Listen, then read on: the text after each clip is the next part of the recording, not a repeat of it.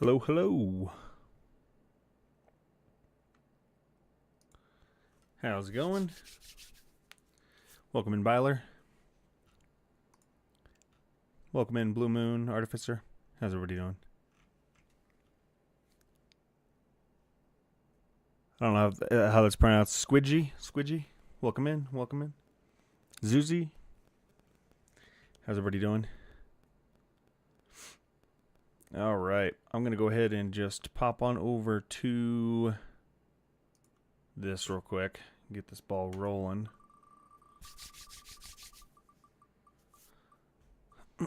All right, looks like we are starting with Charmander. Goodness. I might have to adjust audio, so it's probably going to be screaming right off the bat. So I apologize in advance. I can't change the audio until I get into the game. Here we go. Let's go to this. Let's turn that way down to like here.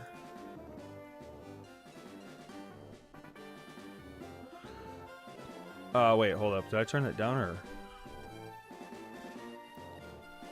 There we go.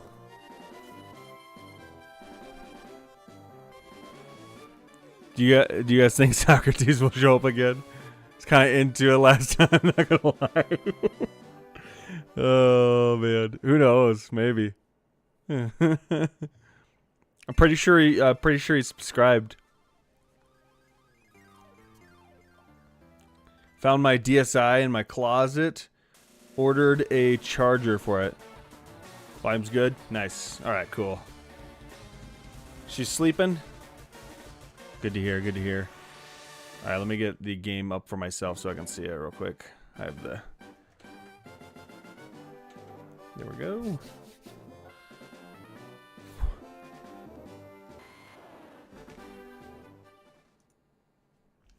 Oh yeah, I need to get the other stuff up.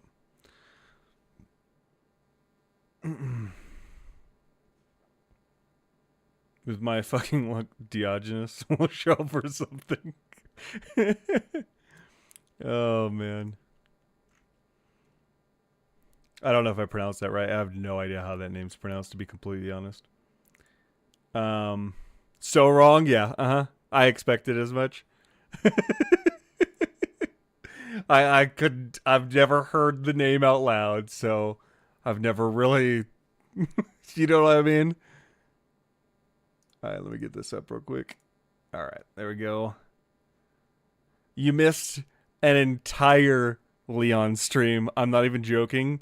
It was a longer stream, and the entire time was Leon. Not a single time did pop over to Grace. That's like 2 in a row now, basically. Watch, the next time you come into a Resident Evil stream, it's gonna switch to Grace and stay Grace for like the entire fucking thing.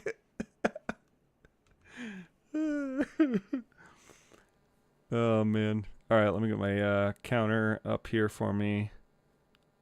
Alright, here we go.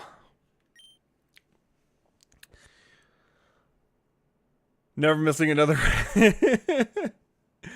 Oh man. Well, we got one tomorrow. At least that's the plan. Oh, no, not Bulbasaur. Charmander. I forgot I rolled Charmander. Let's save.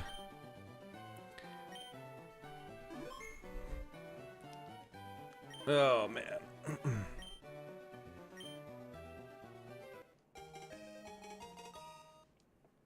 Okay.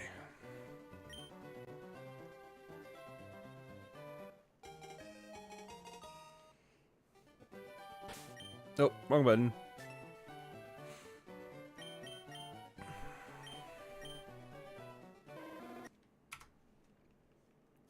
I gotta get this shit tonight. It's happening. I say that every single fucking time. I'm basically just jinxing it every time. Oh, I hit B.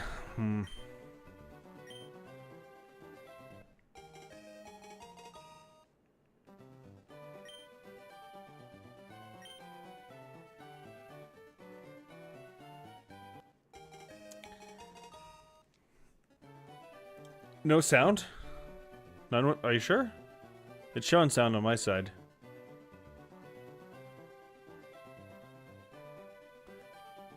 Are you hearing me? Here, I'll just do this.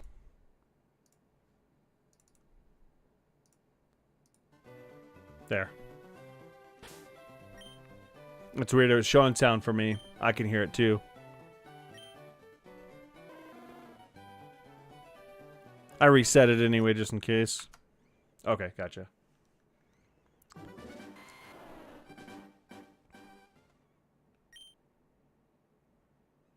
Oh, is that... Hold up. Hold up. Is it specifically shorts? Oh, no. Please tell me this is not a problem with shorts right now. Hold up. I need to pull up the stream myself. Or actually, you know what? I can just do it right here. Unmute. No, it's working. Oh.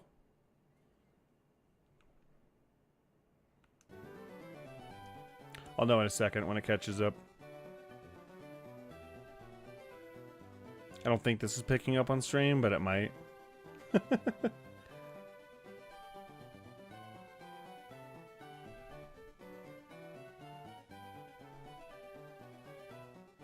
Alright, cool. It's working. I just had to double check. Alright.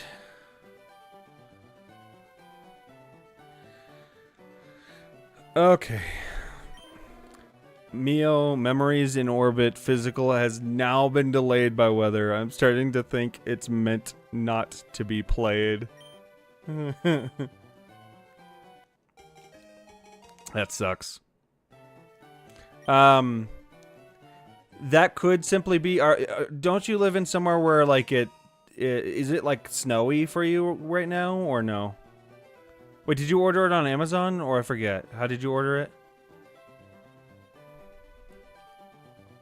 Maybe. Might have been that. I got confused by that myself, too, when I went to go listen to it. I was like, wait, where's the sound? I was like, oh, never mind.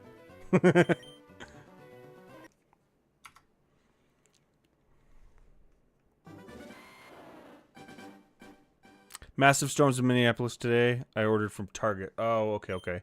I don't know how it is from Target, but for example, with us, like, we still deliver on days where it's like snowing and stuff. And if we just come to like a driveway or a road that's too bad, then we'll mark those specific ones as delayed due to weather. Even if it's technically fucking, you know, down the street, we just can't deliver to, you know, that house or whatever because we don't want to get stuck. And that kind of stuff happens all the time. So I don't know if it's something like that. Like it could have been like on its way and they're like, nope, I'm not making this drive.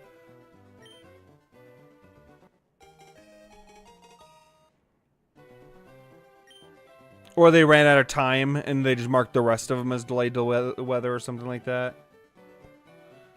Still needs recovery. Yeah.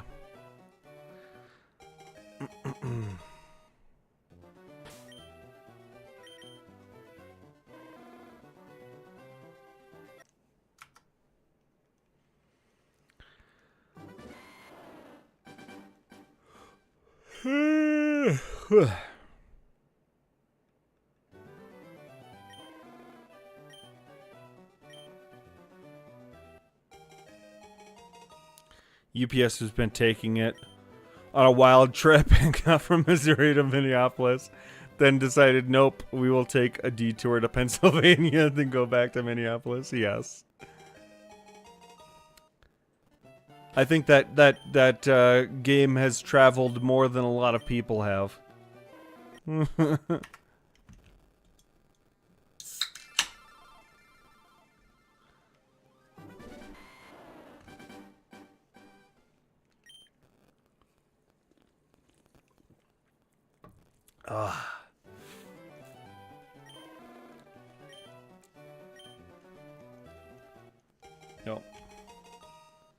There we go.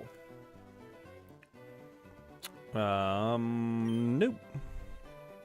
She fell yesterday? Yeah, she's got to take it easy.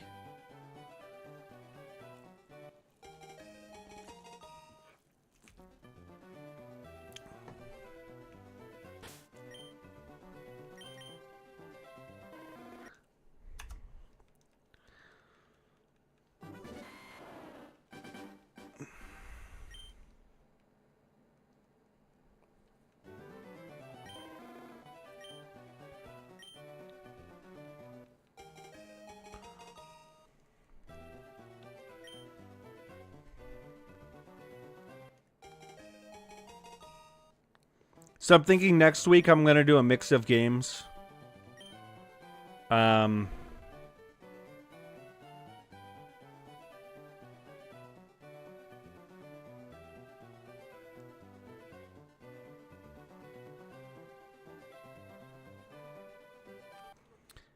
gonna do like a mix of games, I think, and I'm gonna save two streams, I think, for this. But it's gonna be near, like, it's gonna be like middle and end. I'm not gonna try doing this after work, cause like doing this after work, I'm just like too tired. My brain's not there. I just don't ever make any distance or anything whatsoever on those. I'm probably gonna do some. No nickname. I'll probably do an ultra kill stream. I was asked and I said I'd do it, so I'll probably do an ultra kill stream, and then 2 RE9 streams. That's probably what I'll do. So I'll probably go RE9, ultra kill, RE9. Actually, hold up. No, sorry. RE9, ultra kill, or no, I'll go ultra kill, RE9. Pokemon, RE9, Pokemon. And then the following week, I'm probably going to do some more Don't Starve. Depending on how far, if I'm finished with RE9 or not, right? Then RE9, then Pokemon, RE9, Pokemon. Right, I'm going to throw in kind of like a random at the beginning of the week, and then the 2 that I've been back and forth with to finish off the week. That's probably how I'll do it. That's tentative, right? It's not set in stone yet. I'll put an actual schedule in my Discord when the time comes.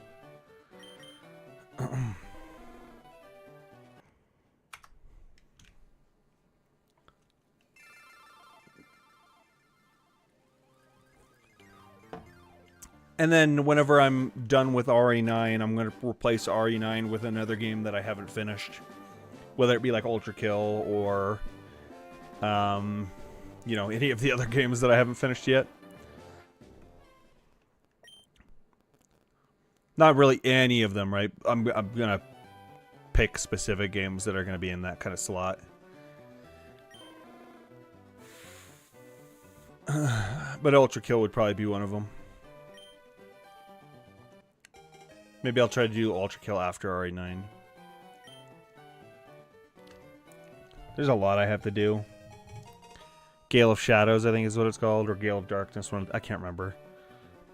The Pokemon game for the GameCube. Maybe we'll see. I don't know. You know the game Umbra was talking about, Casualties. It's been showing up in my feed everywhere. Might give it a shot at some point. I have it installed on my computer. I just haven't played it yet. I was gonna play it on. The 24-hour stream, but I don't recall. I don't think Umbra showed up to this. I was gonna wait until Umbra popped into stream because I had told them that I was gonna play it on that, and I don't think they ever popped in, as far as I'm aware. Maybe I'm crazy. Maybe I missed it, but.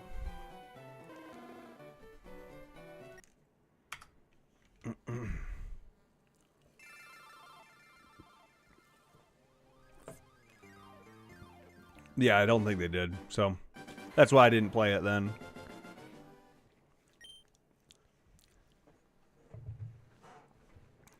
I mean, 14 hours is still a long time. Oh, you mean like you didn't see the whole thing? Yeah, that's fair. I also don't think I'm committing to 24-hour streams again in the future. 24 hours is kind of rough, and past around the, I think around the 18-hour mark, it kind of just, I feel like I wasn't there, you know what I mean? I had a hard time for those last 6 hours committing to one game for more than like 45 minutes. I changed through games pretty rapidly at the end because I just couldn't focus long enough to stick to a game. So I think next time I'm gonna cut it at 18 hours max, like unless there's a specific reason I go longer, you know what I mean?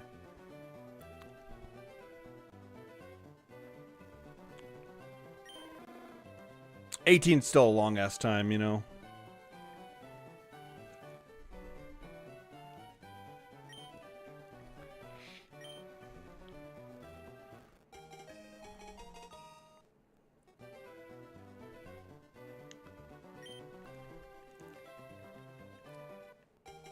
Not that I couldn't do a 24, like I obviously can do a 24-hour. It's just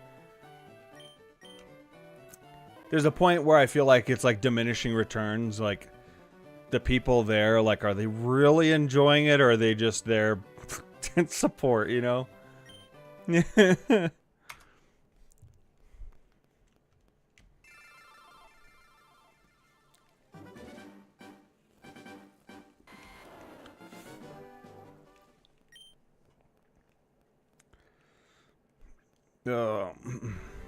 Kind of like some of the people in this stream, right? Oh, goodness. You don't need to justify yourself. 24 hours is a long time to do anything. Yeah.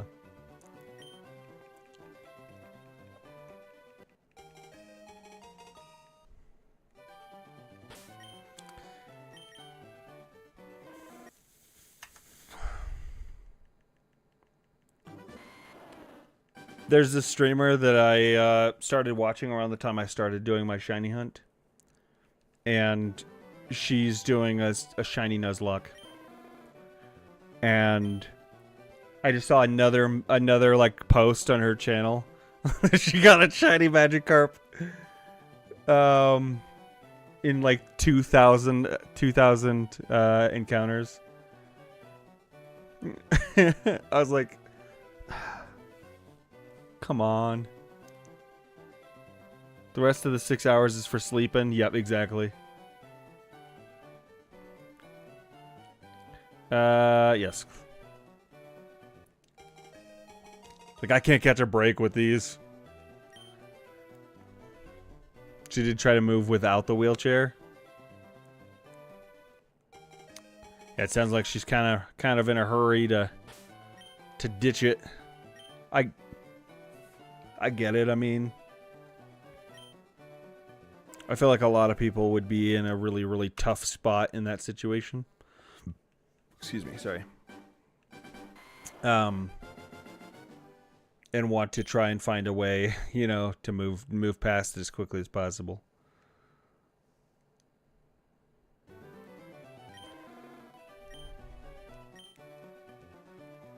My understanding is that whole process is pretty lengthy, though, isn't it?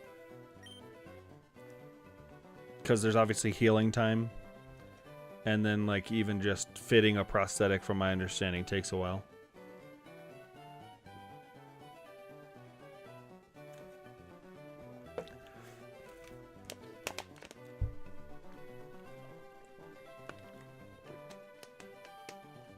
And just learning to walk with a prosthetic.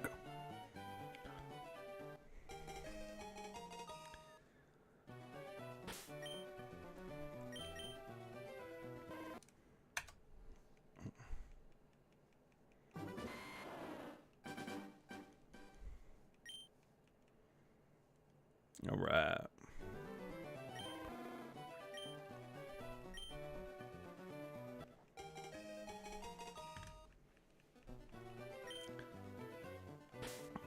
Oop.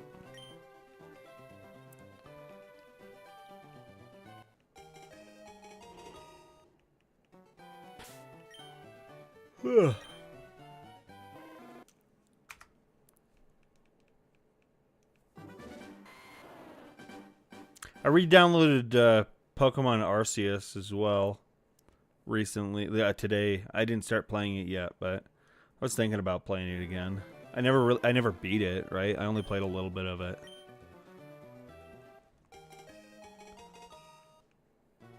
I also re-downloaded Scarlet and Violet.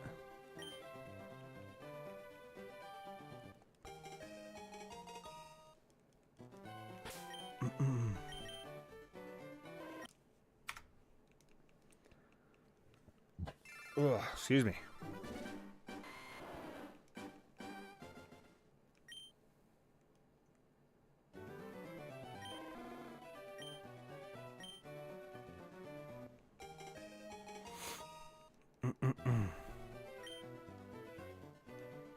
Okay, I hit B. I don't know why it opened that. Wish I had the patience to get into Pokemon more. I mean, it doesn't take a whole lot of patience when you're actually playing, right? What I'm doing is not playing. But I guess it is slower paced, right? Because it's turn-based. Honestly, that's one of the reasons why I want to try Pokemon ZA. Maybe I'll do that shortly after. I want to try Pokemon ZA because its combat is like, I know it's not that demanding of attention, but it's just enough to be more annoying. Yeah, fair. That's fair. Well, but I mean, at the same time, though, if you think about it, like, it's a game where you can easily split. Like, nothing's gonna happen while you're not paying attention. You know what I mean? Like, if your attention's drawn to something, this game isn't gonna move while you're doing that. So I mean, there's kind of positives in that regard, you know. But Pokemon ZA, the battle is real time, so I'm kind of curious to see how that works. I hear it's done well, and I kind of want to try it. Like, that sounds cool.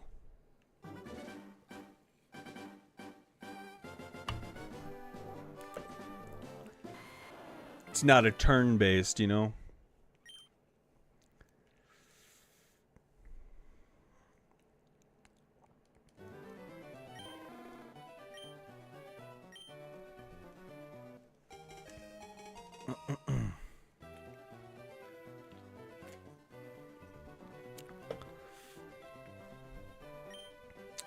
That's fair.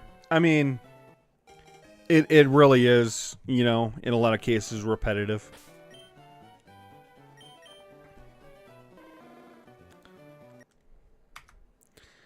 How's it going? Turkey's Nest, welcome in. Welcome in. We're trying for it. Still nowhere near odds, so I'm just slow, I guess. I'm going to try to do my best during this stream to try and keep it going as well as I can. I know I say that every time. Again, just like, this is going to be the one. I got to get it. Oh, I'm getting a shiny tonight. All these things I say every single time, and it never happens. But I am going to try to keep this going while talking, right? I'm going to try to focus more on just doing it based off the audio and then peeking at the end rather than, you know, watching what I'm doing the whole time. And I think if I get the habit of doing it, I can yell at you whenever you pause. All right. I think that if I get the habit down of doing it audibly instead of visually, then I can talk and stuff still while doing it. Target is busy filling my email with important notices about the delays. I am like, yay, everything I had coming this week is delayed. Oh, fun.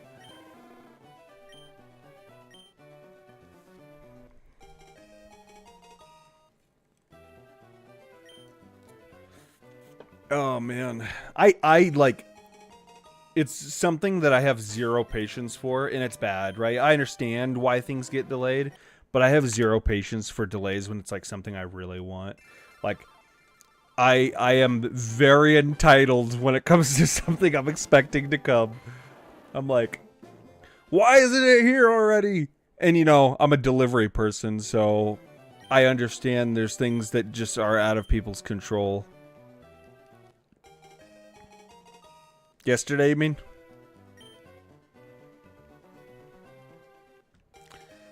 Yeah. It's like, I really just want it.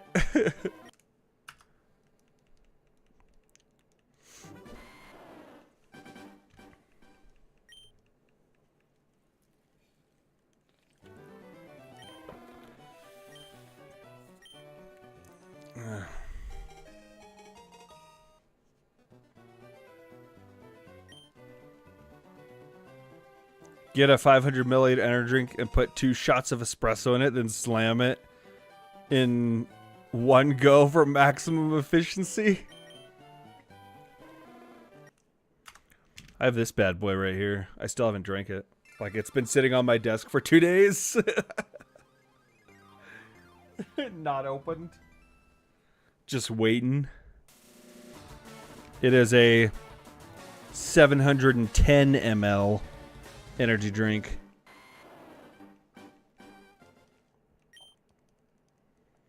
All pre-orders, I laugh. Oh, I laugh when people are like, I pre-ordered it and got it early.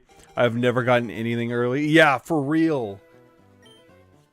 That's how I feel. It's either barely on time, as in like the day it's supposed to arrive, but late in the day, or late.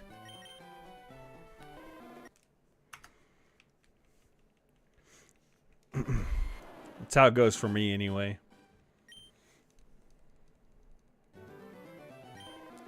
I'm kind of wondering if I should start going hundreds again instead of 25 and restart. I think I am. Because then I can get more out in a row.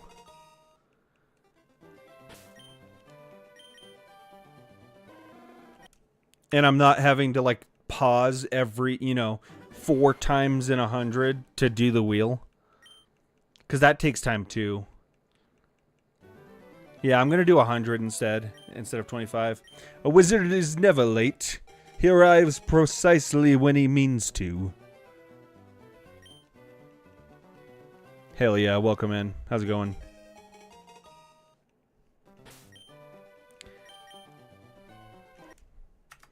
Mia was supposed to be here on release day. Nope, detour. The 3 books to be here on release date. Nope, weather delayed. Tomodachi is here in the mail. Alright, then you keep your secrets.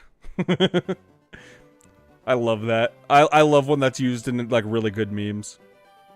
Me when I'm a wizard and I'm late.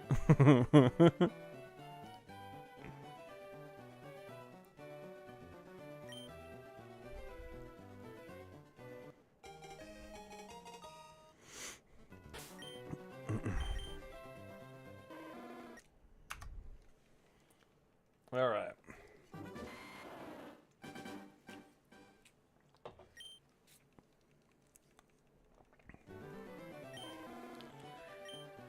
Oh man, I haven't watched Lord of the Rings in a very long time. I think it's time for I think it's time to do the trilogy extended, like over a weekend or something. I could do one each day. Because I have 3-day weekends. Fireworks. Yeah, no, fireworks. They'll look sad for a second and... Yeah.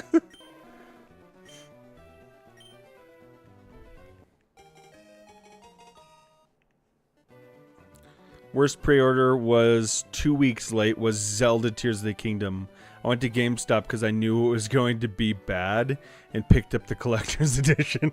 Goodness. So you've bought in a lot of games twice is what you're telling me.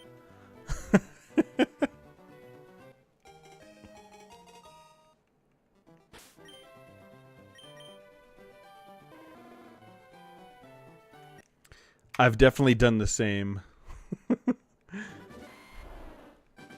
Because I get impatient, and I'm like, I must have it! Comes officially on 16th. It's the 14th. If my store had Mio, I would have just got it out. Got it there, yeah.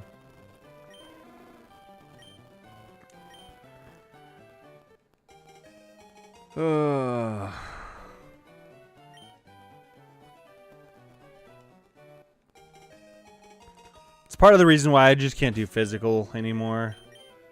I'm too impatient for physical. I just digital, download it and play it immediately, you know?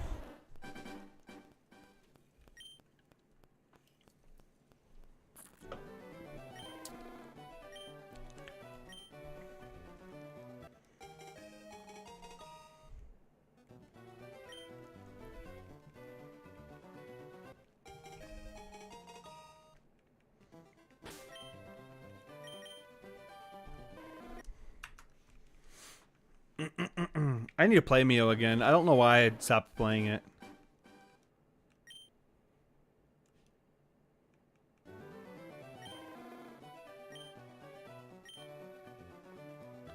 You got it here, but you let her sleep. Yeah, that's fair. I mean, it's like 2 days early, so sounds like she'll have plenty of time to play it.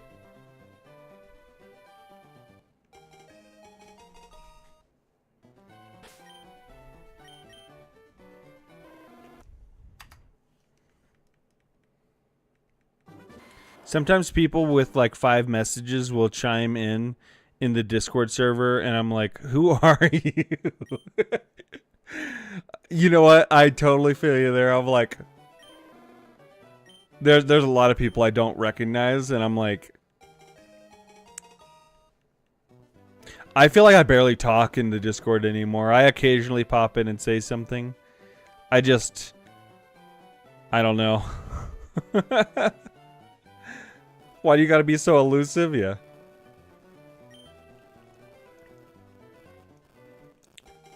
I try to respond here and there, but I'm just really bad at Discord.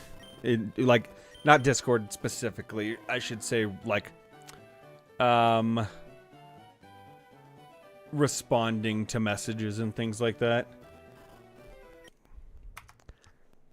Yeah. Yeah. It's true. I could still do a little better. I could, like, take an hour out of my day and literally just be present in Discord for an hour. Maybe I should start doing that. Got my name the same on everything for that reason. Yeah. And, oh, that's another thing, is, like, there's a lot of people out there that have, like, 7 different usernames for different things, and it's like, wait, you're... who? Again?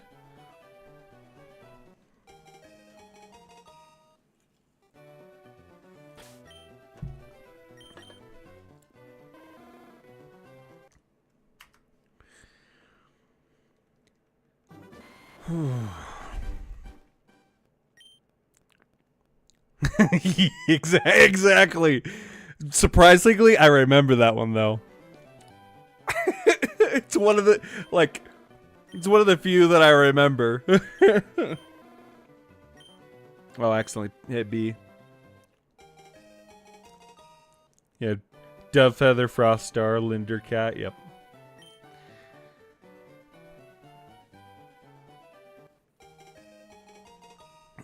It's like seeing a family member that knows who you are and you have no idea. Oh, goodness. That happens to me so much because I'm not even joking. Like, I have the worst memory. My memory is so awful. And I have a lot of random family members that I don't know. I have like half-sisters that I've talked to twice in my life. Like, it's pretty bad. And so I'll have people like message me on Facebook or something about somebody else that I don't know, and I'm like, who are you again? And they're like, oh, I just wanted to tell you that so and so's in the hospital, or so and so passed away, and I'm like, I don't know who that is.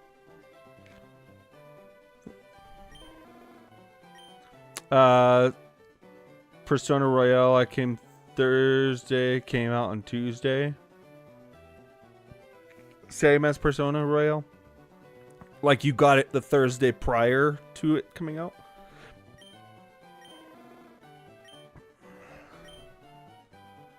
Most of my extended family lives in New York, so I don't have that issue. Yeah, I have family like all over the place. I have family in Willow Creek, California, Redding, California. I'm going to be spinning every 100 this time instead of every 25. I'm trying to reduce the amount of time I'm on the wheel so that I have more time actually getting attempts in.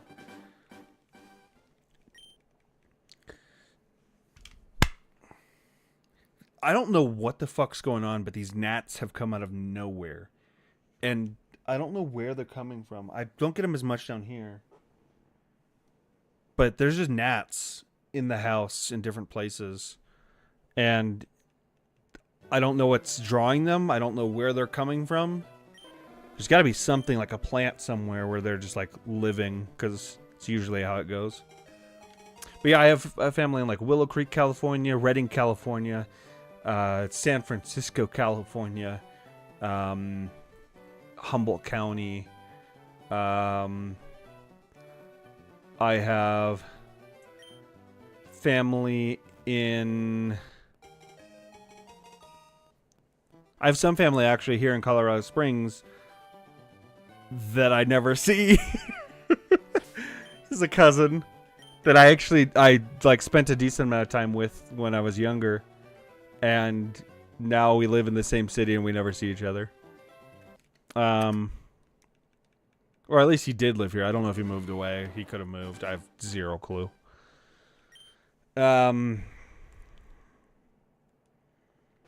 I have family in... I think my uncle lives in the Philippines now. He did live in the UK, because that's where he's lived most of his life, from my understanding. And now I believe he lives in the Philippines. I could be wrong. I think I have another uncle that lives in the UK. I have family that lives in Pacifica, California. Really nice area. Yeah.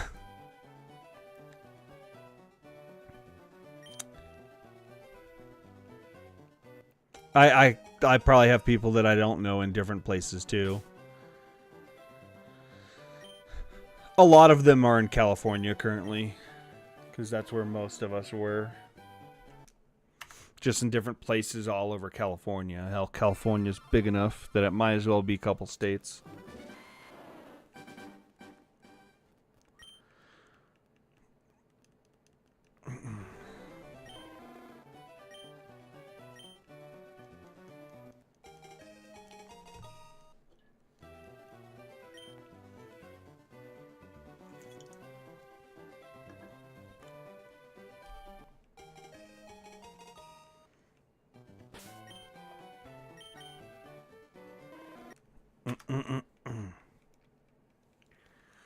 I feel like I'm forgetting somebody.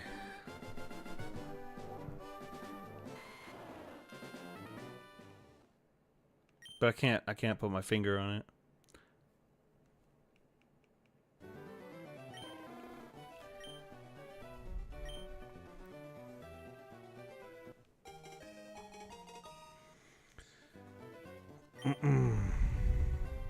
I have no clue. Like, one of my sisters, I have no idea where she lives currently.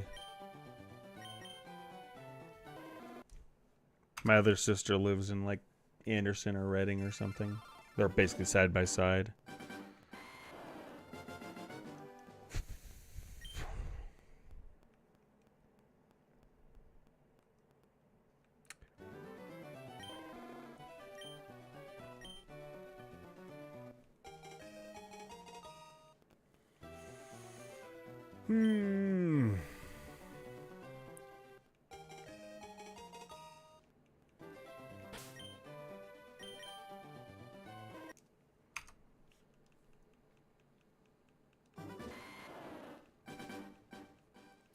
I really do kind of miss living in Humboldt County.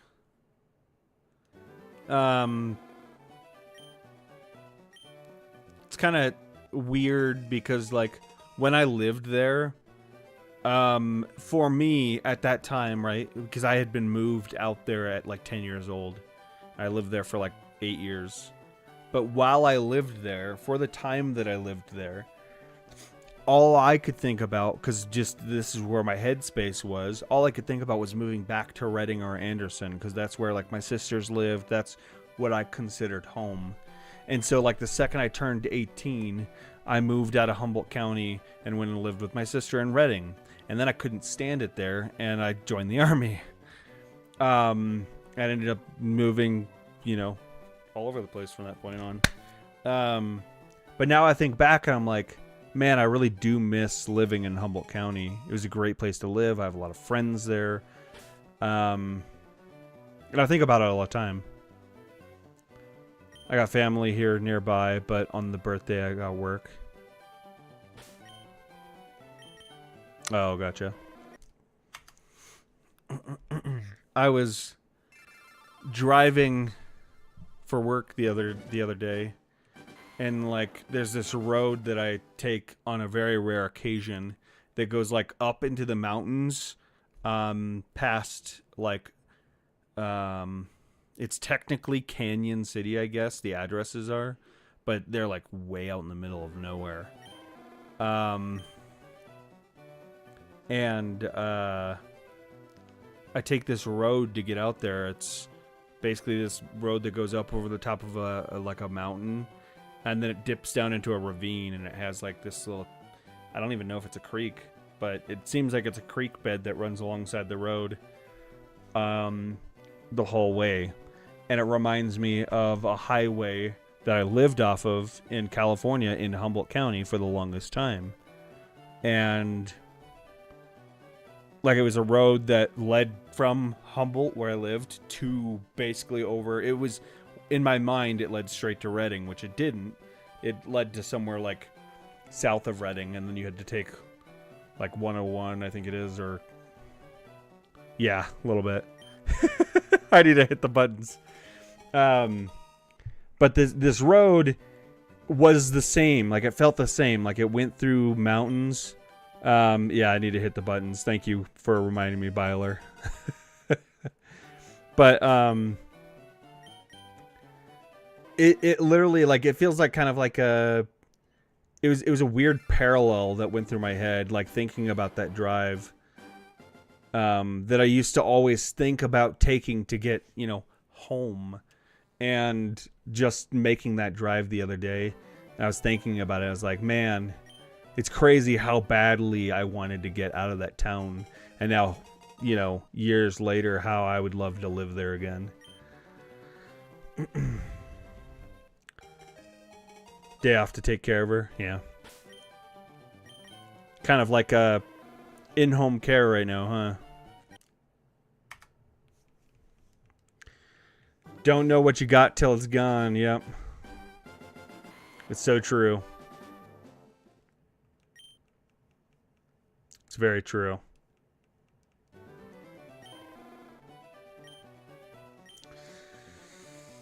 Oh.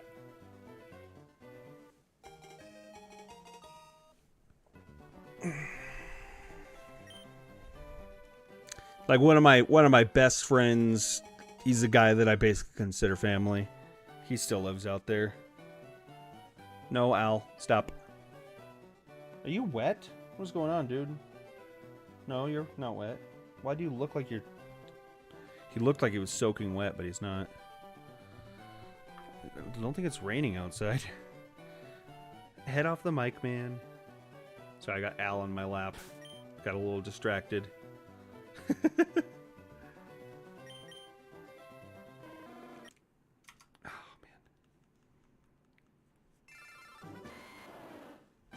Dude, hey, you're being disruptive at this point. So now you got to go over here, okay? There you go. Okay, just hang out over here. Stay over there. I'm busy.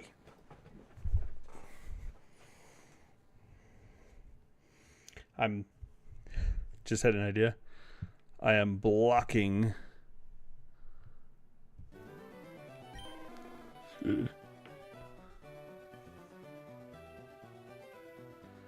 Oh. I'd have to put a cooldown on it, though. I don't know how long of a cooldown, but... How many points would I make something like that? Because I can totally do that.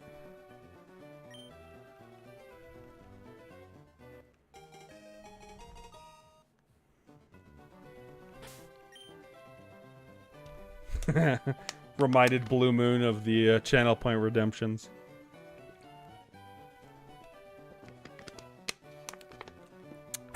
Okay. Oh, did you say 1K? Oh, 1K. I totally read past that. My bad. No idea if that's reasonable, though.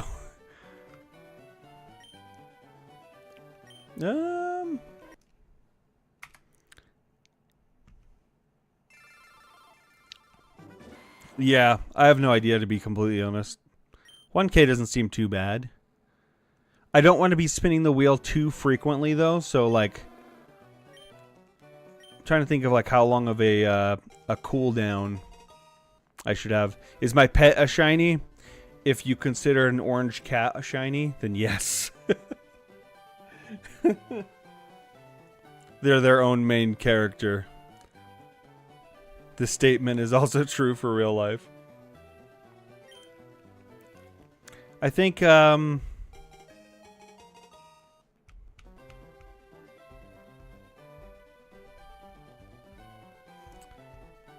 many restarts does it normally take?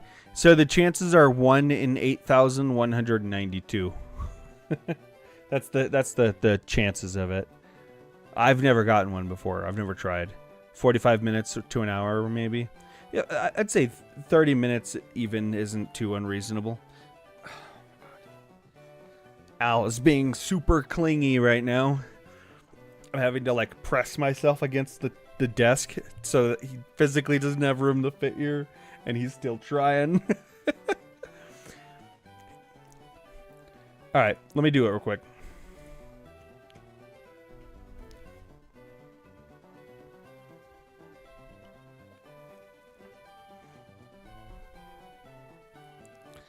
So if I'm extra close to the camera, it's because I'm trying to block Al. Oh, okay. He's moved away now.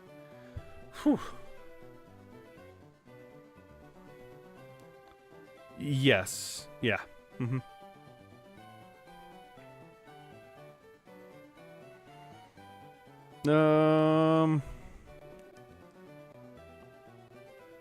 Was that under again? Oh, I've had it. Okay.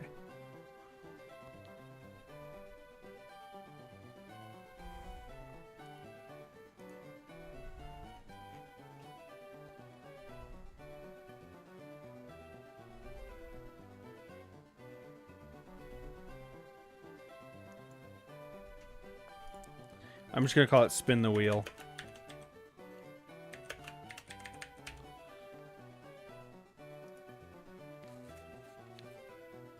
And that way I can use it for other stuff as well.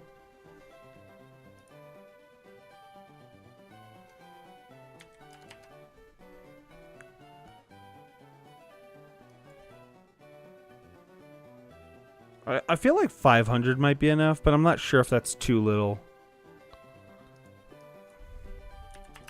I'll do 1,000 for now. And if people are like, "That's ridiculous," then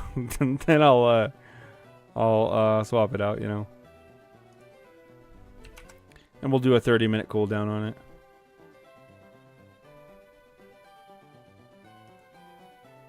There we go. Spin the wheel.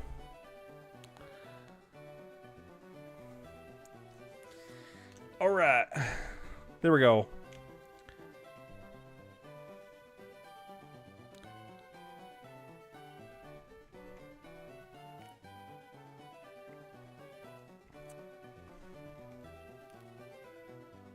All right. Yeah, I'm playing it on Nintendo Switch currently.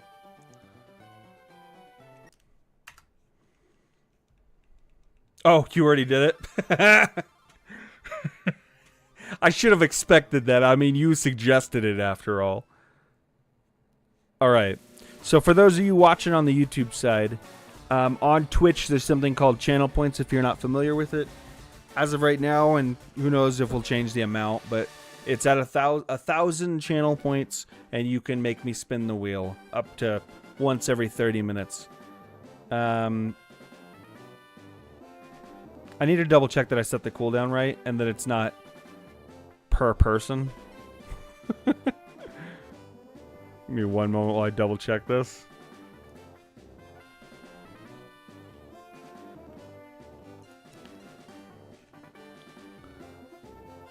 Okay.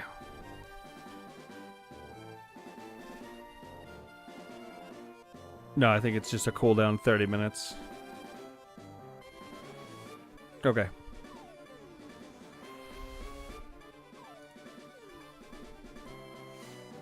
All right. It's on cooldown. I tried it. All right, cool. Thank you. Wait, where did my wheel go? Oh, it's on the other page. All right. I'll go ahead and get to the other spot while we wait. Oh, wrong button. Squirtle! All right.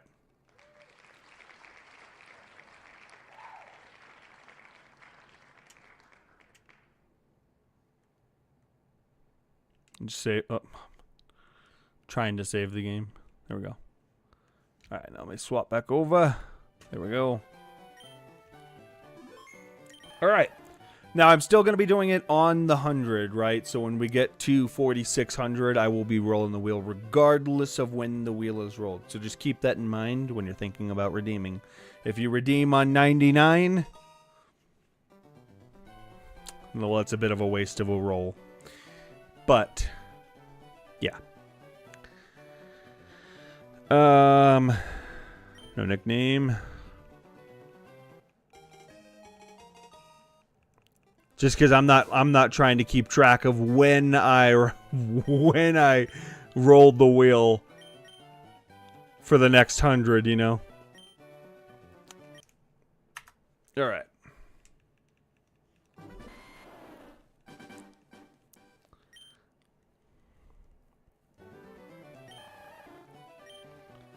We're on to Squirtle now.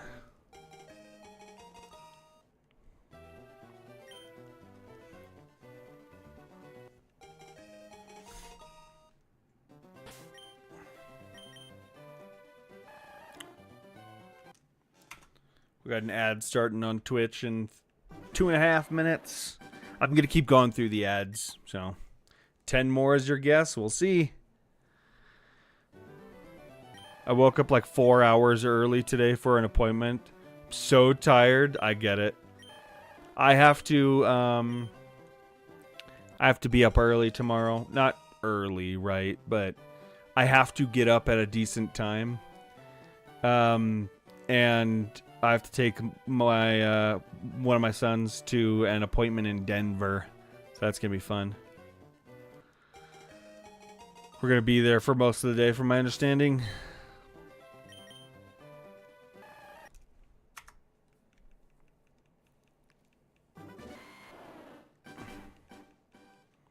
He's got a like his right ear, his ear canal. He was born with it closed, so he basically doesn't have a functional right ear. And since basically since he was young, he's worn a bone conduction hearing aid on basically a strap, and it basically holds it just behind his ear against the skull, so that he can hear that way. Because he still has a functional,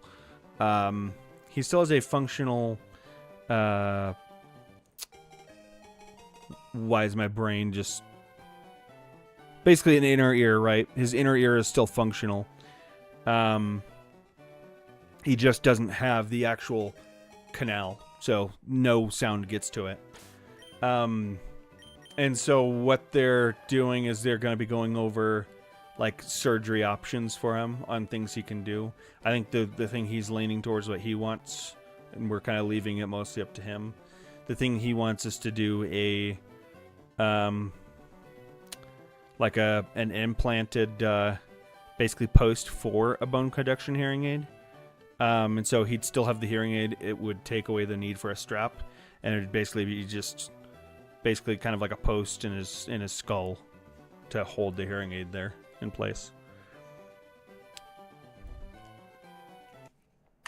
And so I think we're going to do basically just talk about stuff like that tomorrow. Oh.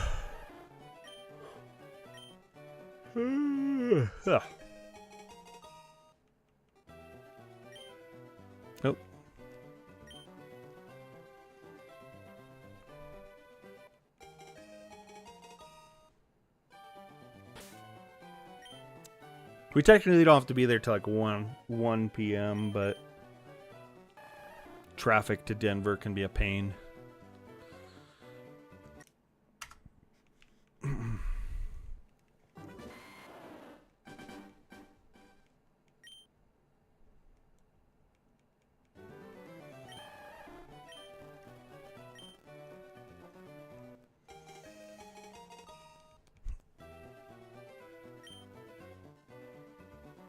It shouldn't impact tomorrow's stream, because there's no way we'll be there that late.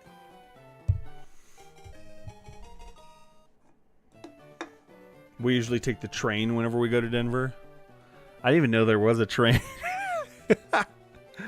Going to Denver just sucks, yeah. I never like going to Denver. Like, I just, I don't know. Oh, goodness. There's the RTD to Denver, but then you gotta get on the bus, yeah. My eye is itching like crazy, sorry.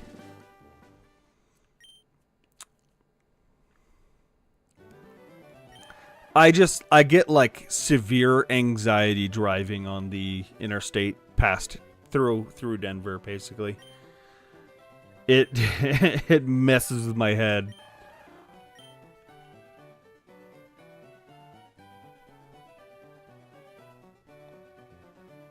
Okay. Oh, I just hit B again. Goodness. I go out there from Foco.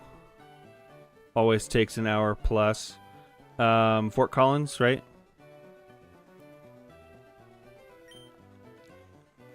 What's weird is I've lived in Colorado now for 12 years. And I've only just in the past year heard the term, like the name Foco.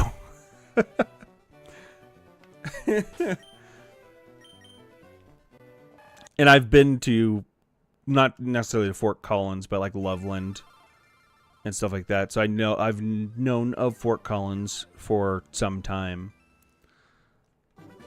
I hit the counter, I think.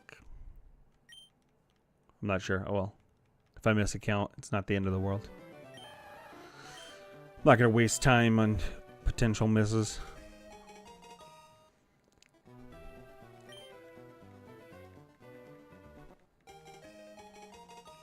I get severe anxiety doing anything operating a motor vehicle, puts myself and everyone around me in danger. That's fair. I remember like when I first was like learning how to drive, I was absolutely an anxious mess, that's for sure. And it didn't help that my first actual time like really driving after getting my license, just a 15, yeah, it's close to Loveland, exactly. Yeah, that's why I almost always tie the two of those places together because they're like right next door. It's like Colorado Springs and Fountain. They're essentially like connected. Whoops.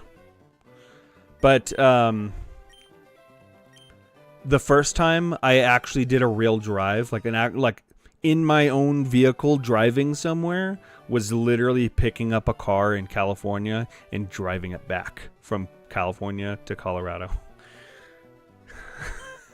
Like before that I had done like little like, oh, like my uncle gets in the car and lets me drive, you know, around the block a few times to like learn how to drive and stuff.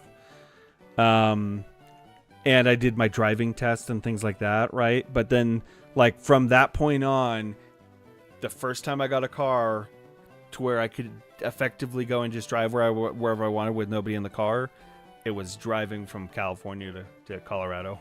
It's like a fucking 22-hour drive or something crazy. And yeah, that car lasted less than 2 days because it broke down on the drive back. It broke down in Wyoming, Cheyenne, Wyoming. It had a coolant leak, and I don't know if it had it before or if it developed the leak during the travel, but all the coolant leaked out and the head cracked, and I didn't know the first thing about what was going on, so of course I don't realize to check coolant or any of that. And so yeah, the car was totaled before I even got home. Oh man. I had a random person, because I didn't even understand the concept of calling AAA to get like, or like insurance, right? To get my car towed. So I had a random passerby like basically tow me with their truck to the closest town, which was literally just like down the street from where I broke down. And they just happened to have a car dealership there. So I went to their car dealership the next day after staying in a random motel there. I went to the car dealership the next day, bought a car, and left. It's crazy turnaround. Yeah, for real. Like, I had barely had phone service, too. So, like, calling people as it was a bit of a pain. But yeah, that person definitely helped me out quite a bit. They got me at least to the edge of town. To a gas station. And then I ended up finally figuring out how to get a tow truck and all that stuff out. And the dude who like checked out my car at the shop basically said the car wasn't even, he said it was totaled, it wasn't even worth trying to repair. Like, it was just, it would cost more than the car was worth to repair it. And yeah.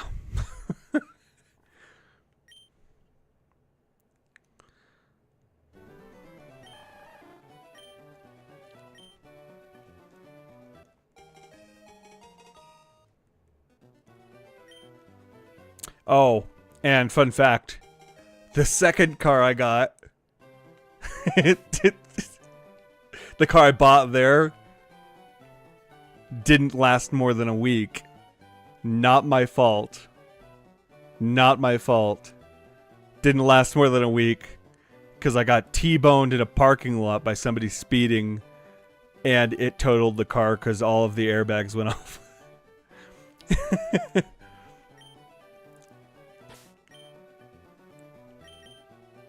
I had a very rocky start to driving.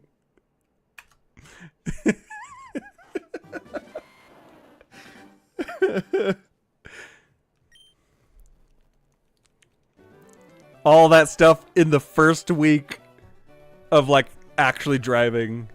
And then I got the car that I'd have for a couple years before trading it in for the car that I have now. Yeah. Wait, did I? Trying to remember if I did or not. Actually, I don't think I traded. I think I got it traded in towards a car my wife drove mostly, and I drove her older car just because it was a single person car and we had a kid at that point, so she needed a bigger car. I drove like a Ford Fiesta, and then that got totaled in a hailstorm while I was driving. This is years down the line. It got totaled in a hailstorm while I was driving, and then I bought the car that I have now.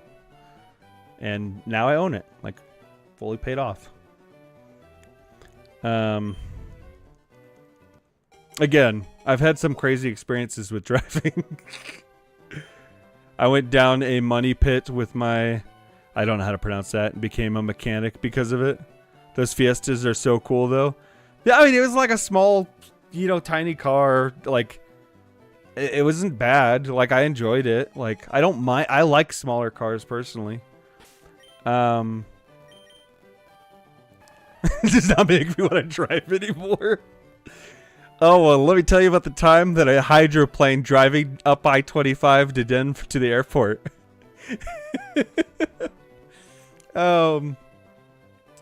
My tires were a little bald, and it was downpouring. I wasn't even going that fast. But it was fast enough that I lost traction. The front of my car, I was in the front. I was in the furthest left lane on I-25 going north, and the front of my car swerved left. Or actually, no, I might have been in the middle lane. It really does fit in every parking spot. You're right there. But I was in the middle lane. I think my front, like left wheels, basically, my front wheels lost traction, and the whole car. The front of it, like, hooked left. And then the wheels regained traction. And the back of it swung around the back, right? So it was a weird, like, maneuver. I don't even know how it ended up happening this way. But the front turned left, regained traction. The back swung around the backside, right? and I did basically a full 360 to where I was facing oncoming traffic. And in the car, the momentum of the spin, yeah, I know, the momentum of the spin threw the car back across the street. And luckily I didn't regain traction the entire time because all I saw was the headlights of oncoming semis, and the car went completely off the road and stopped on the side of the road. Like, I'm honestly really lucky that I didn't regain traction until I was off the road. Because that could have been so bad. Yeah.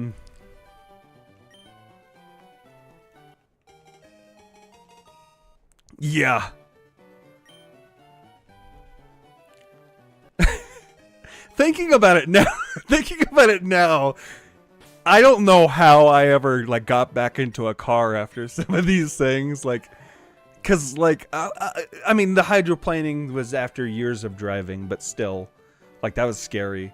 Even the hail, like being in the car while the hailstorm like shattered my windshield was terrifying.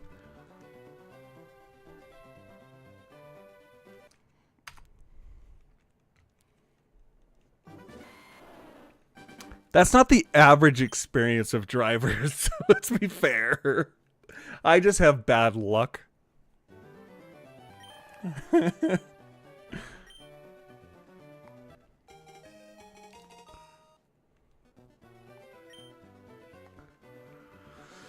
Oh, man. Being able to drive is so nice. Being able to just, you know, get in the car and go wherever you want. It is freeing. Even with all the danger, I'd say it's still worth it. I used to have a friend that was really into cars. That was probably the only person on the planet that could have convinced me. Yeah. I'm not into cars personally. I could care less what I drive as long as it gets me from point A to point B. But again, the ability to just get in a car and go wherever I want, like that freedom, I would never give away. I live in a super walkable area, so not being able to drive isn't that big of a deal for now. Yeah.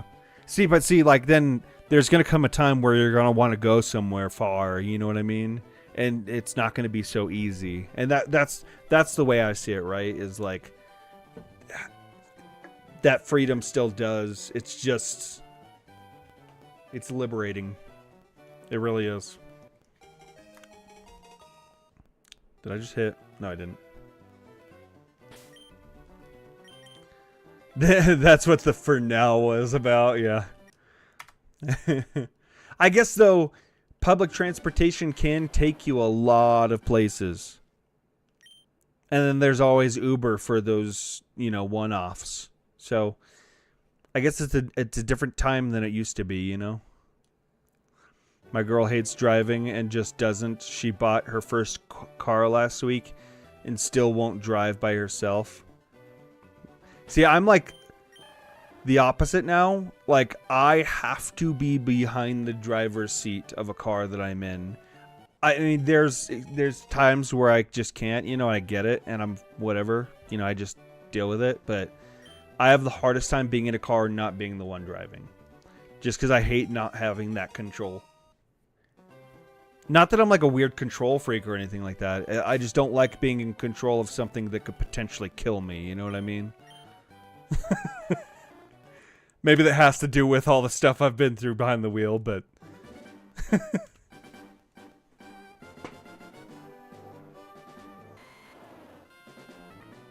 Damn it, I want to be in control of my own death. I want it to be my fault that I die, not somebody else's.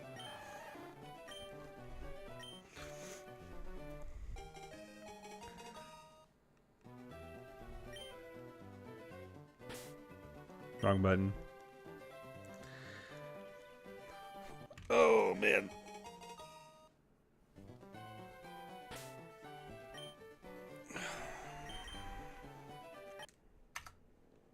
I just don't really feel safe in cars in the first place. All the stuff going on with me, like mentally, makes it especially hard to want to drive. Yeah, I get it. I do. I mean, I didn't really drive until I was 19.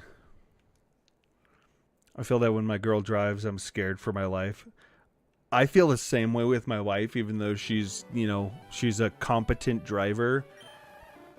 It doesn't matter who's behind the wheel. I'm scared.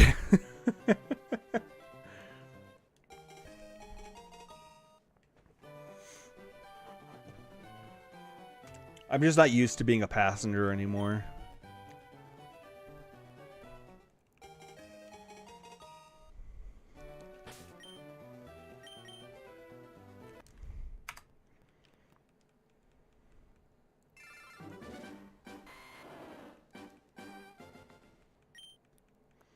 Honestly, my biggest concern on the road is other people these days. You know what I mean? Like, I feel very confident in my ability to drive. My biggest concern is the idiots on the road all around me.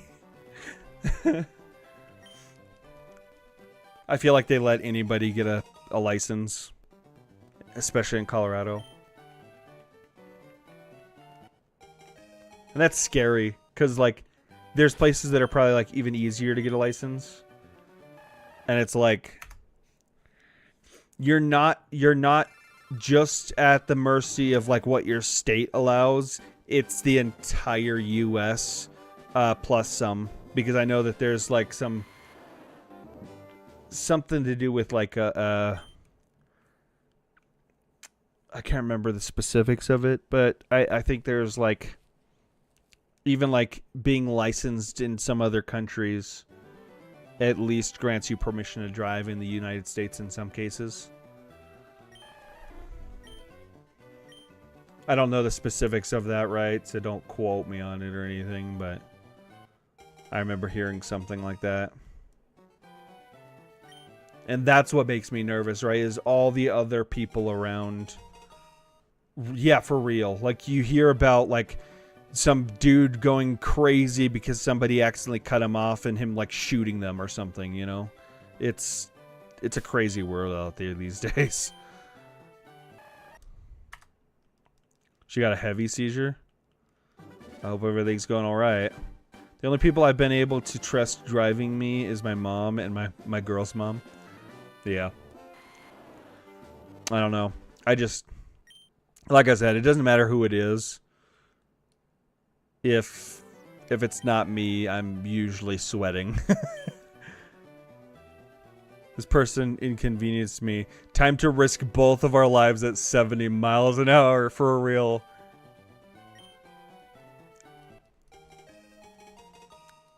People are crazy.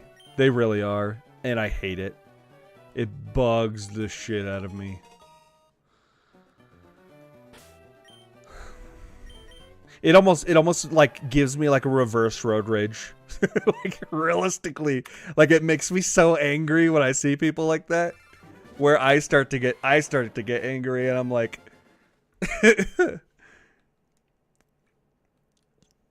I get triggered. Road rage. Yes.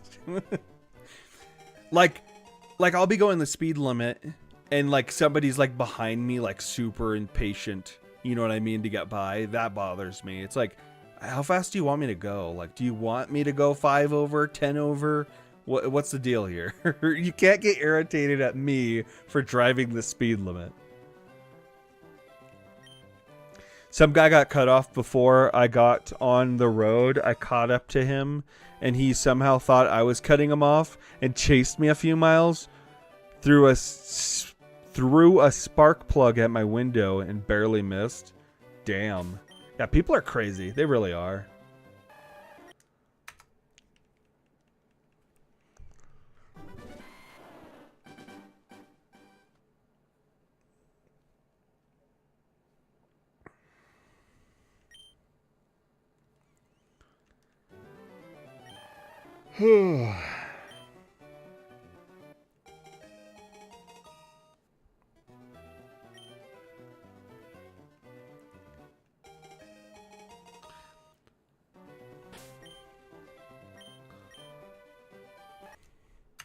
To be honest, it was harder to get a motorcycle license in Colorado than it is a driver's license. They just make you do a circle. Yeah, they really do. Colorado Springs, literally our driver's test was a circle around the block. It was stupid easy. Actually, no, they do make you take one left turn that I remember. I only remember that because one of my friends failed it the first time because he tried to turn left on a red light. And I still hold it against him to this day. But,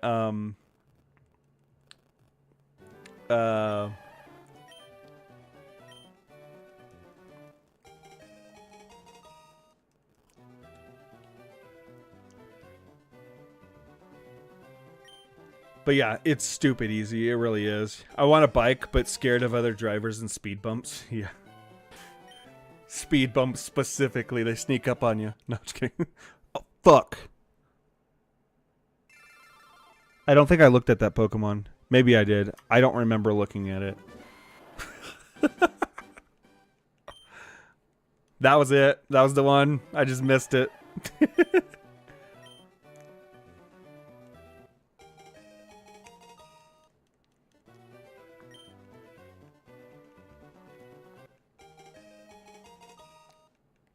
Yeah. I've been zoning out and just doing this off of audio. And I still look at it occasionally, like at that point, right? But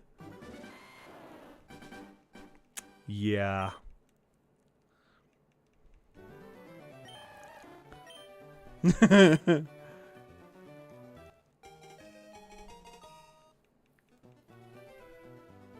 Could have been it. Who knows? The world will never know unless I looked at it, and then, you know, it probably wasn't it.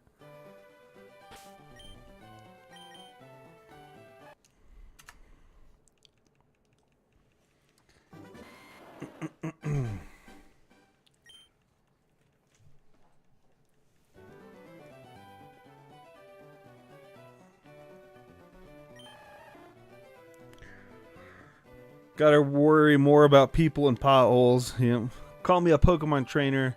The way I handle these balls or something. I don't know.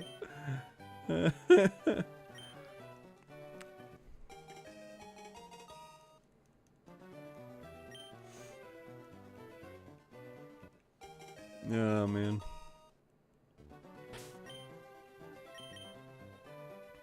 You're like, insert ball joke here.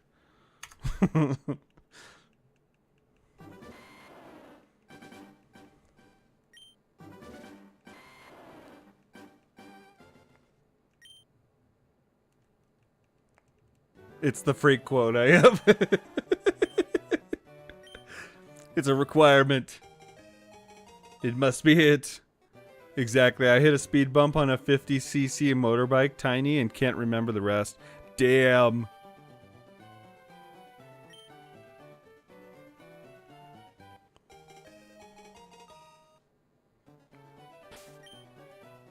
I've never driven a motorcycle or a bike, motorbike, anything like that, right? I've ridden on the back of a motorcycle. I recall at least once or twice, but that's pretty much it.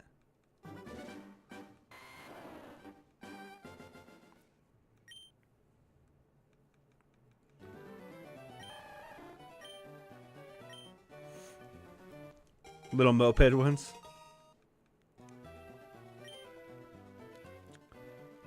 I've like driven a quad down somebody's driveway and back. Scariest 20 miles per hour of my life. Oh man. I used to do a lot of like skateboarding and biking, like a regular bicycle, right? One of the scariest moments of my life, I was skateboarding from one town to the next, and there's basically like a big I don't know what to call it, right? Between the two towns, like one's on top of a mountain or hill, technically not a mountain, right? It's on top of a bunch of hills and stuff, and you have to go down the hill and up another and then over that to get to the next town, right? So it's like a massive hill that you go down. Huge. I'm talking like very, very long hill. technically a highway. And I decided I was going to try and skateboard down this hill.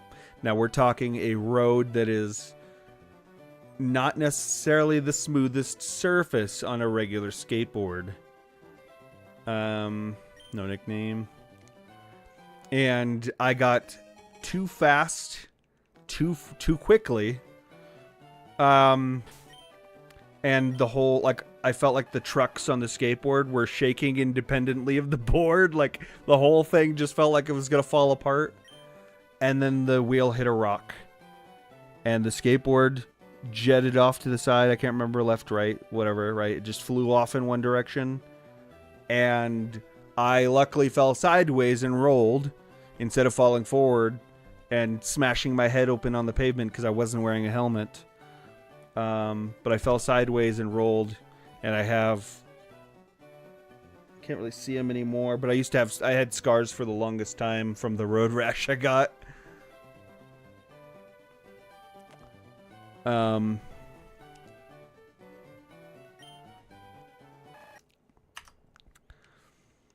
want one of those 100 MPG ones just to get to and from work, one cylinder, no problem.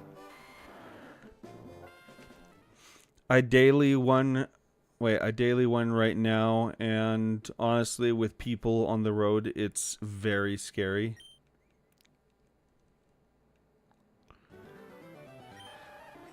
I feel you. My work is 3 miles away, a straight road, so I feel it'd be okay. Yeah, as long as there's not too much other traffic.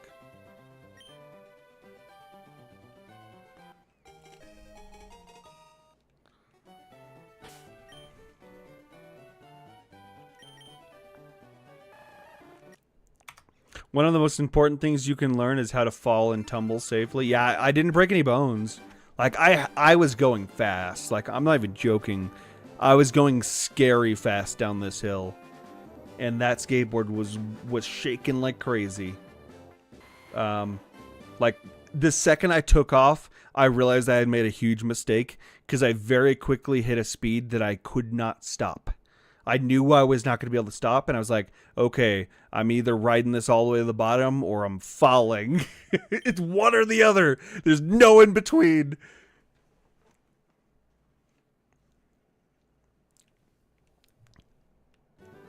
Like, I did not think this through. I hit a rock on my skateboard, and it's been in my garage since. It's not fun hitting a rock on a skateboard. Especially when you're going fast. I was really into free running a while back, and knowing how to not crack my skull open was like lesson 1. Yeah. Yep.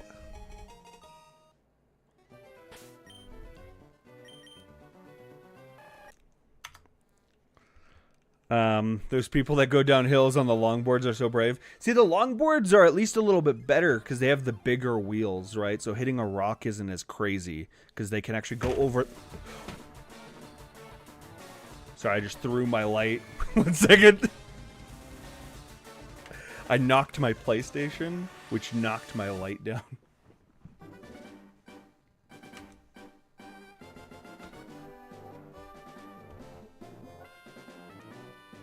Okay, there we go. It scared me. I thought I was knocking my PlayStation off, and I was like, something's falling. What's falling? What's happening here? But yeah, longboards typically, at least, they can go over most of the small rocks you'd find on a road. And it's a bigger board, you know, you have more you can kind of, it's an easier balance.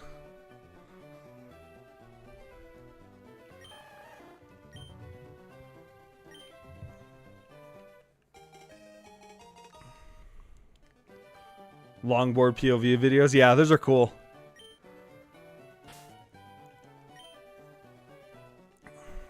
I had a rock on the longboard. Oh, was it bad?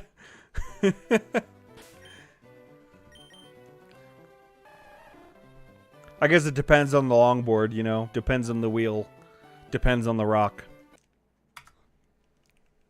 There's too many factors to say with absolute certainty.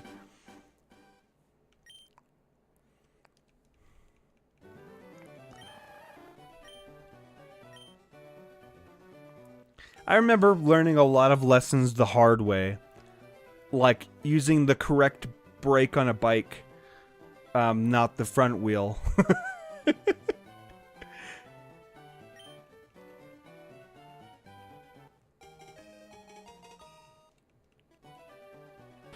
I'm sure that story tells itself.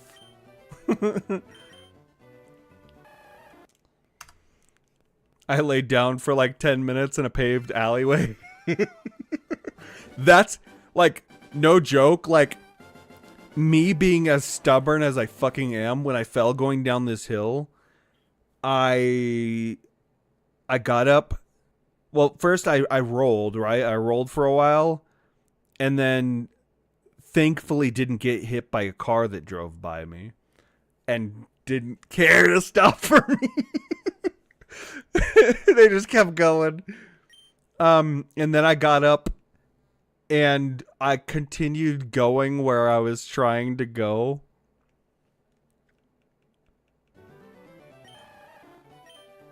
And it was the longest walk of my life.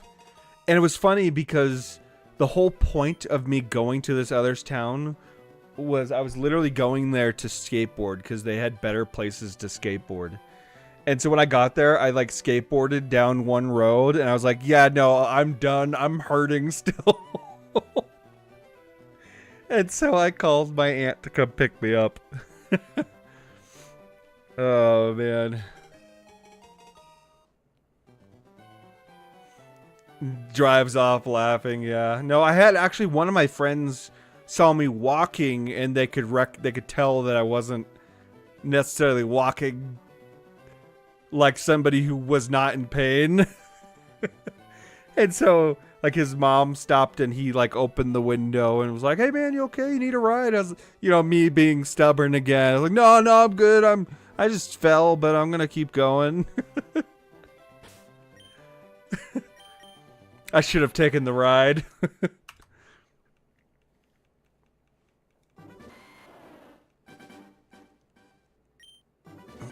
Oops.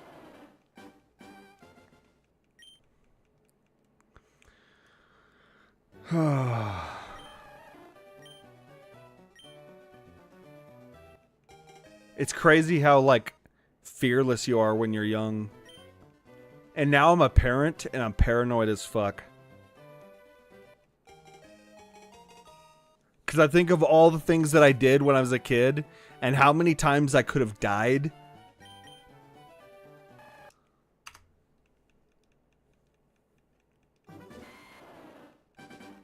And it's terrifying. It really is.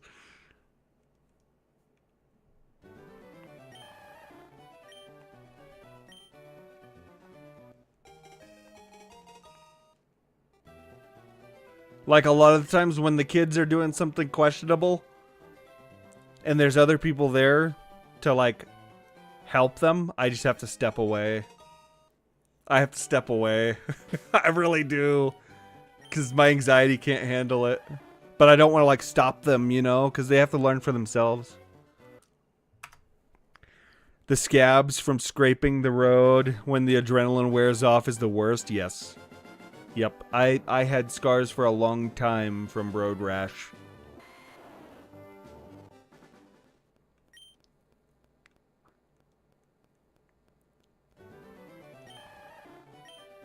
They've only just like recently, I recently noticed that I can't see some of them anymore. They stuck with me for like 20 years.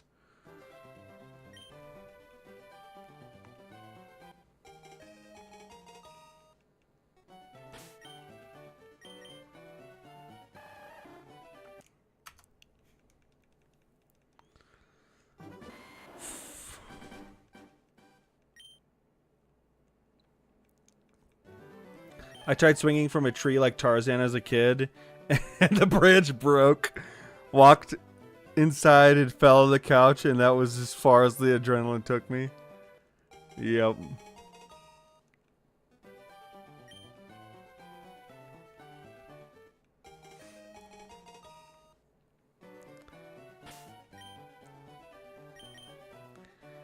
I used to do that kind of stuff, but it was always like on the, it wasn't trees or anything. Well, I climbed trees, right? I did a lot of tree climbing as a kid. But like the jungle gym, the playground, I'd be swinging all over that shit. Like I'd be everywhere you're not supposed to be. Honestly, if my life had gone a little differently as a kid, I could have been like, I honestly feel like I could have been one of those like American Ninja Warrior type people, because like that was something that I really enjoyed, and if I had known that that was something that I could do with my life, I would have.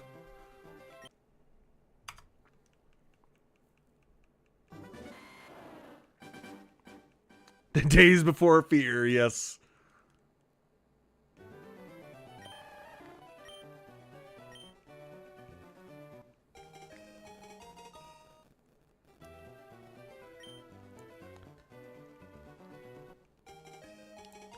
Like I was very good at manipulating my weight on those types of things, right? I could lift my own body weight very well.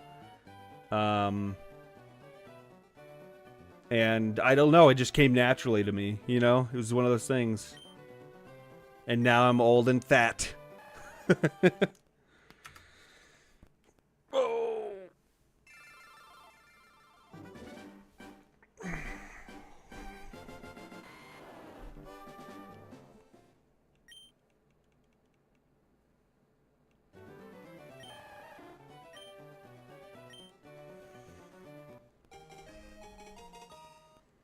I remember a few years after I got out of the military, I lived in this apartment, townhome.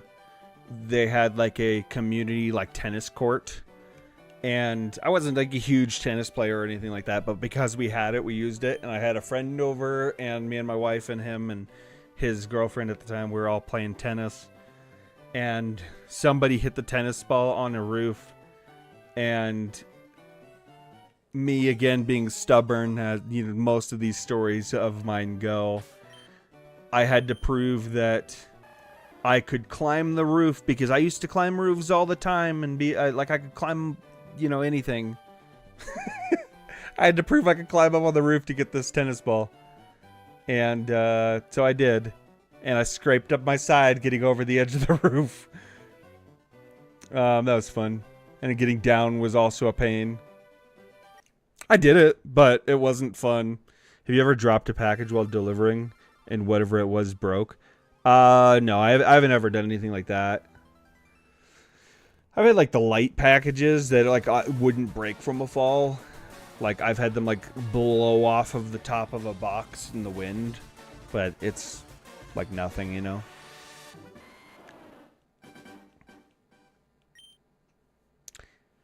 If something broke, I would literally just mark it as damaged and bring it back.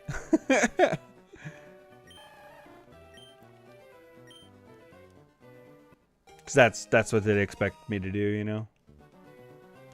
But I will say, like, if it's something that's going to break from a fall, like,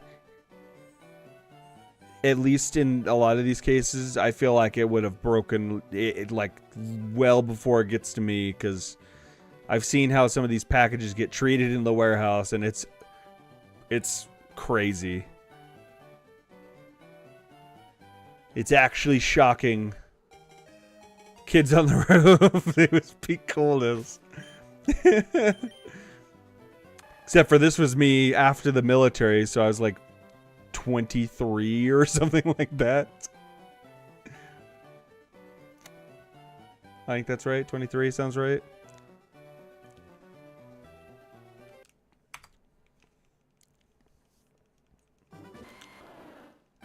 One time I accidentally cut my wrist while climbing a rusty fence. It's legit a miracle I didn't get an infection. Still have the scar. Ugh. Well, hey, as long as you clean it, right? That's all that really matters. Like, clean it, cover it, the whole 9 yards.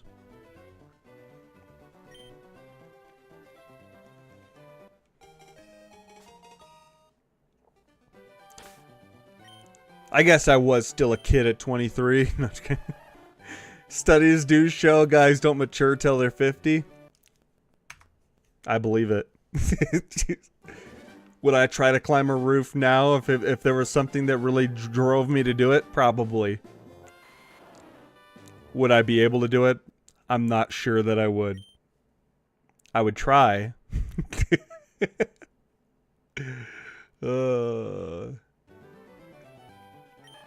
You know what I've always wanted to try and do?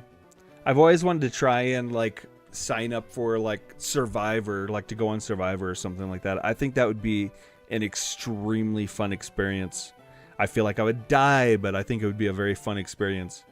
Nah, just kidding. I think I could totally do it. It'd be whether or not I'd get accepted to something like that.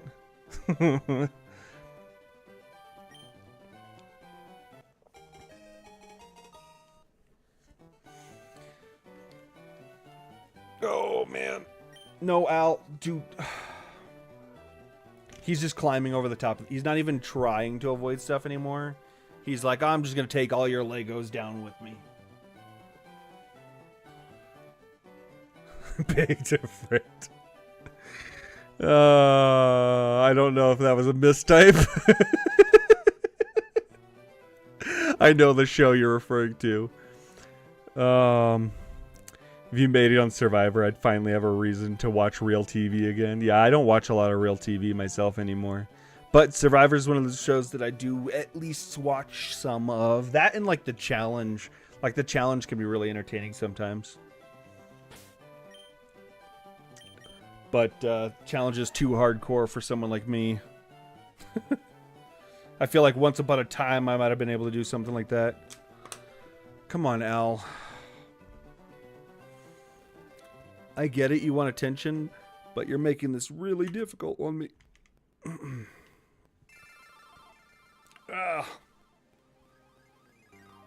One of these days I'll actually, like, that's almost funnier. Yeah. One of these days I'll actually, like, try to put in, like, a, what are they called? An audition for that, because they do, like, an audition tape, basically.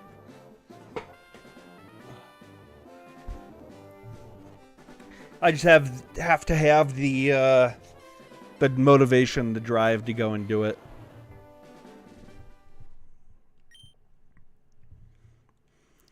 Oh, man.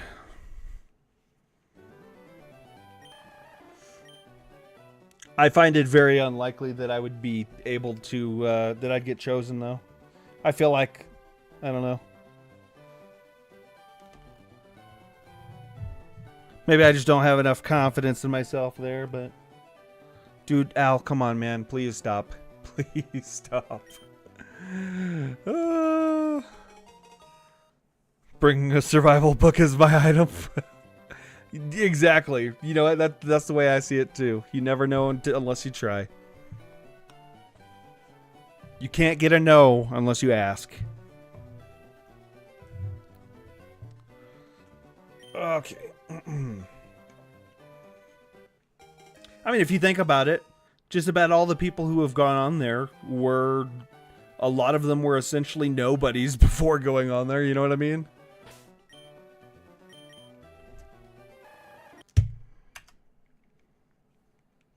There's some exceptions. I forget the guy's name, but there's a pretty big actor that has been on the show, I think, more than once now, if I'm not mistaken. Maybe it's just once. Maybe I'm crazy. I don't think I've actually watched a single episode of Survivor. I grew up watching it quite a bit. First hour in caving in. Cooking ants, nobody does it. Wait, the first hour I'm caving and cooking ants, nobody does it. I guess, like, so, like, the sad part about it, in my opinion, right, is it used to be like they used to do it all over the place. They used to do the Survivor in so many different places in the world, and now it's basically just Fiji. Like, it's a specific island in Fiji that they do it on. And I get it, right? Safety concerns and all that, right? Things honestly were pretty dangerous and sketchy going all over the place. Like, I'm pretty sure their second season 2 was in Australia, which I feel like there's just so much there that wants to kill you in terms of wildlife.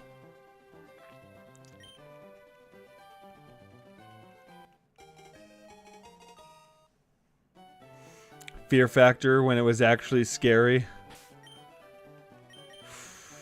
I remember that show. I used to watch that a lot too.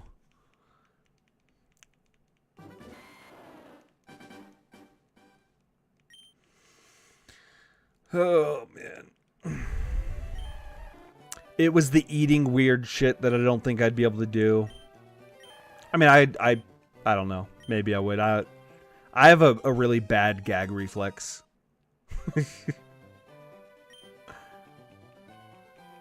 Like, a lot of those things, I feel like I would definitely throw up.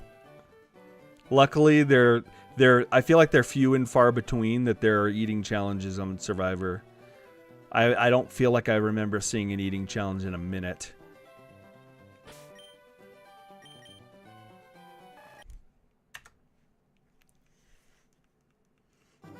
Something gag reflex.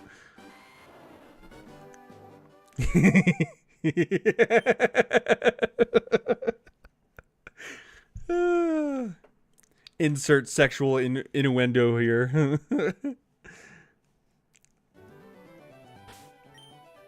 Wrong button.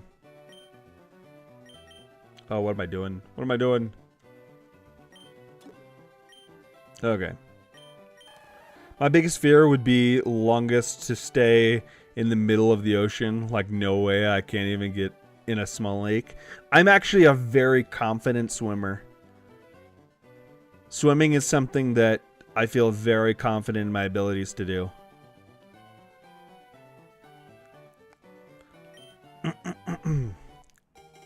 But, yeah, being like in the middle of an ocean, that sounds like still... There's only so long you're gonna last. I can't talk.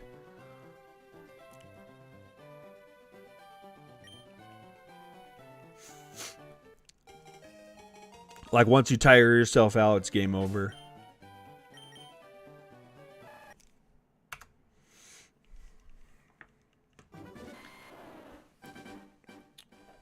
I just now realized my whole PlayStation was off its actual mount, which is more of just like a big bodies of water freak me out. Yeah, that's fair. The thing that always freaks me out is not so much big bodies of water. Well, big bodies of water can a little bit, right? There's the what the hell's below me factor, right? But seaweed or just like, you know, underwater plant life, like not being able to see what's inside of that freaks me out more. And that could be like anything, right? A lake. I recently started watching this show. This is the real shit. What was it called? I think it's called Alone. It's wild. Like they get more like equipment and stuff, but they just go out there alone and they have to just survive as long as they can. Just live off the land, survive as long as they can. If something brushes up against me while I'm swimming, I will have a panic attack. Yes. Yes, I will freak out. Immediately beeline for the nearest shore. But anyway, this show Alone, it's crazy. Like, they just go out there and, you know, they always pick like somewhere where it's like, from my understanding, right? I don't know. I haven't seen all of them, but my understanding, it's usually like this. They do a, like, they're out there just before winter hits in an area has really bad winters. And they do that for the factor of it not being too easy. They have to make it difficult. Because there's a lot of people that join this show that, like, it's what they do. You know what I mean? They live off the grid, and they know how to survive. So they can't just make it an outright, oh, you know, whatever, you're just in, you know, a normal temperate, like, like a not so crazy temperature changing area. No, they have to make it major. It has to be like, you know, freezing temperatures every night kind of a thing, or during the day even, and to make it difficult for them. And like these people are nuts. Like they build like crazy shelters. They you know, hunt for their food. Yeah, I think that'd be insane to be that talented. There was one guy in the one that I watched. He was like just like chill, like he just took his time with everything, you know, which I feel like is smart. He conserved his energy very well. I vaguely remember watching a show where this guy would go out into these random remote as fuck areas and build shelters and shit. I was really into it as a kid, but I can't for the life of me remember the name. I'm not sure. There's at least a few of them, you know. And I don't remember half their names myself. But anyway, this one guy, he's like just kind of, you know, he's making good progress on like, I want to say it was like day 1, day 2, right? And we're like, man, this guy knows what he's doing. He's being really smart about everything that he does here. Even like just where he picked to do his shelter and all that stuff. And it wasn't day 1. It was a few days in.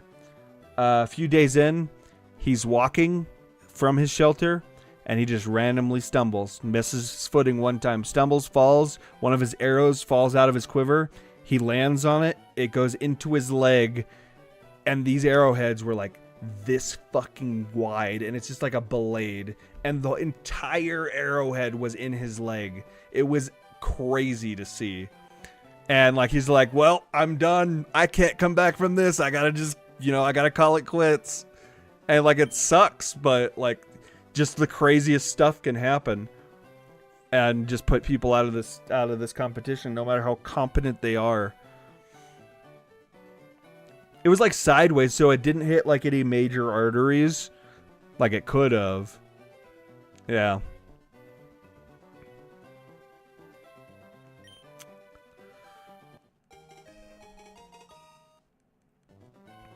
That was wild to watch.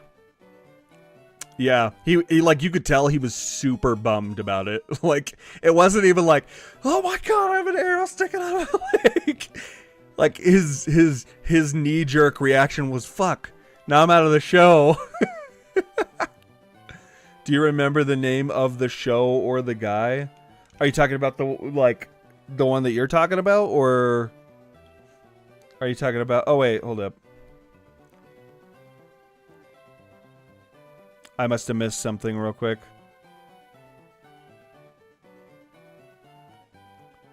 Oh, sorry, it was, I didn't expect you switching over to YouTube. It threw me off. The show I'm talking about it's called Alone. I don't remember what season or the guy that it happened to, but the show's called Alone. And it's like $500,000 prize, and it's just whoever lasts the longest.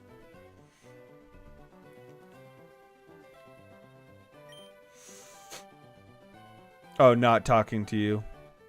I misread. Reading comprehension. Oh, my goodness. I totally misread that. I thought you said, no, I'm talking to you, Zach. Oh, my goodness. Let me see here real quick.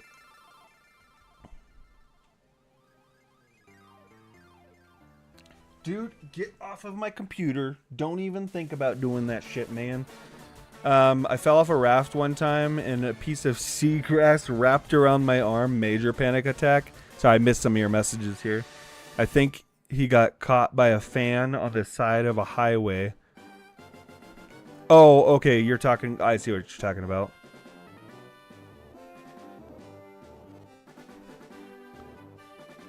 Tell me about it when would watch it. I'll ask her in the morning though. Next stream, I'll let you know. I believe I know the show. I usually reserve Twitch chat for talking to you since most of the chatters are in the YouTube chats. Yeah. That's what I figured at first, and then I misread your message. Then I misread your message. Had, another one of my many reading comprehension moments where I just misread. Yeah.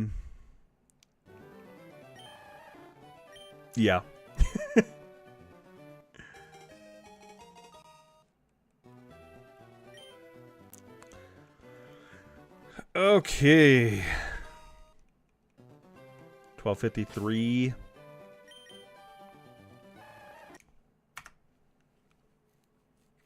We're a few rolls away from changing. When I said, well, that sucks, I was responding to the arrowhead in the guy's leg. Yeah, no, I figured as much. I think I read that during. I just, every now and then I miss a couple, so I have to like scroll up and double check. Make sure I'm not missing anything too crazy or important.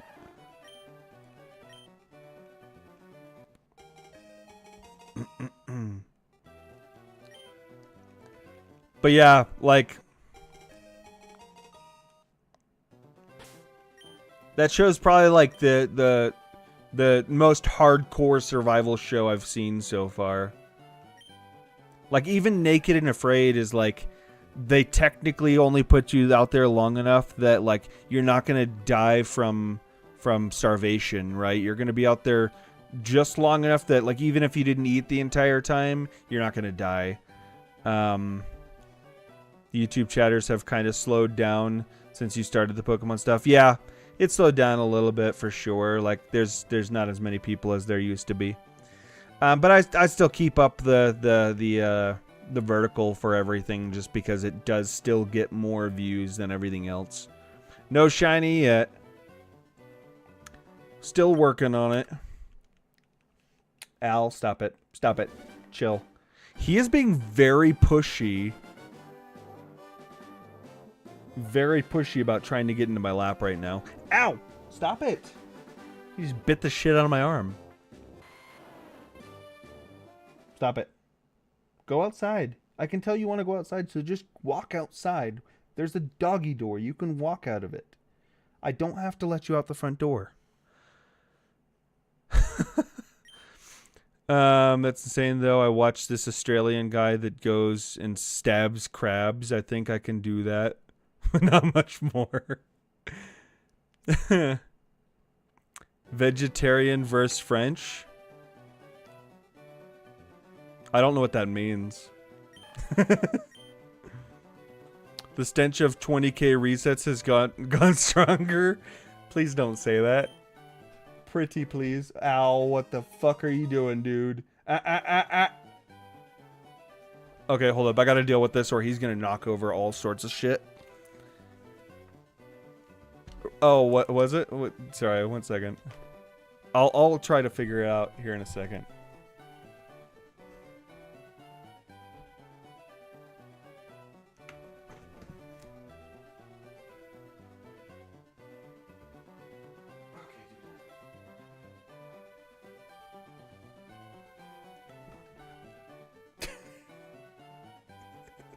He's fucking hugging me right now. I pick him up. Don't bite me, please. And he like fucking like literally put his paws on each side of my shoulders. Now he's biting me again. You see this? Look at this. Look at this. He's biting the shit out of my hand. All right, I gotta deal with him 1 second.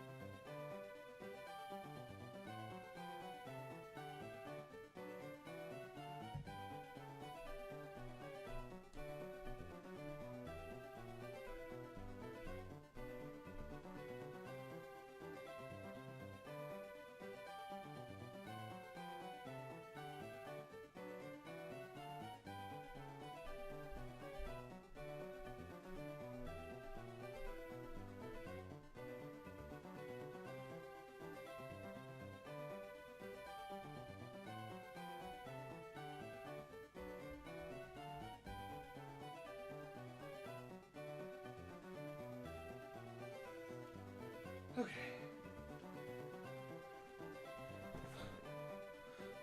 All right. So, to be fair,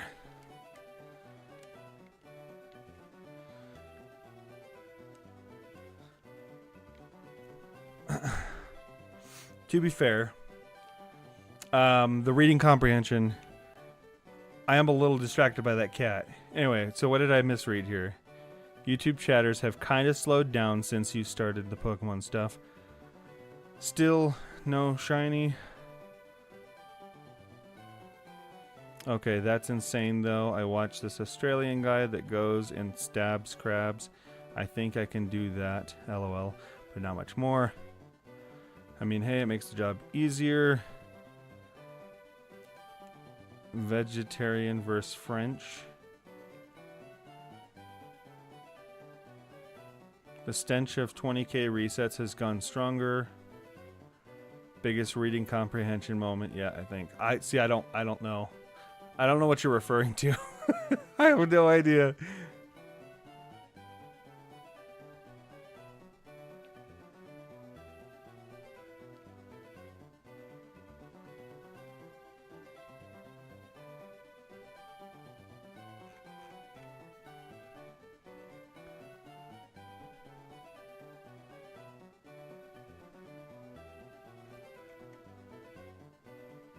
Google Vegeta. What about Vegeta?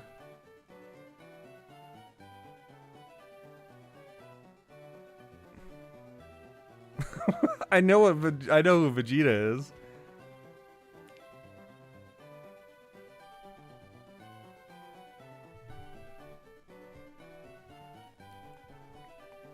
Zach, I shit you not. Last month I was playing Pokemon X on an emulator and shit.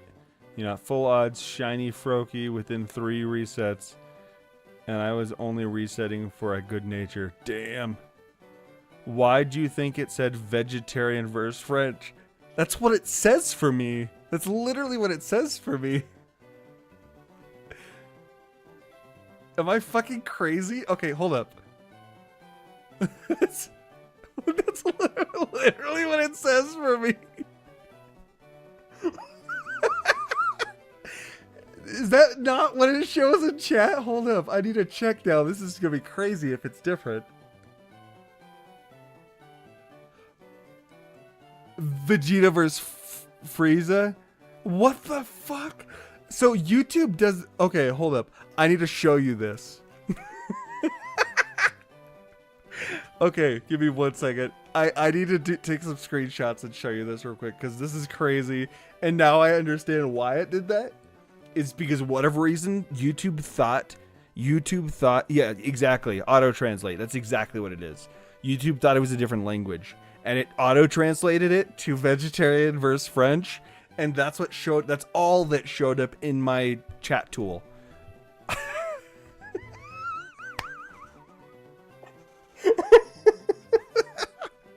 Okay, I'm going to put three screenshots in Discord here in a second. Let me get them real quick.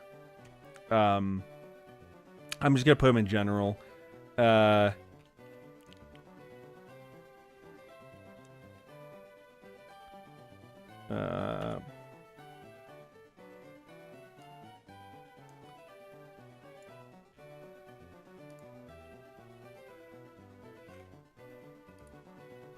All right, here's the first one.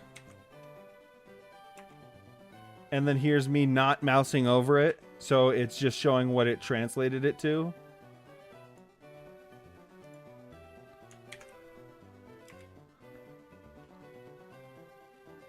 And then here's all I see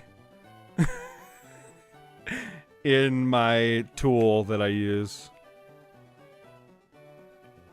Did I hit the wrong button? Whoops. I don't see any indication of a translation or anything like that.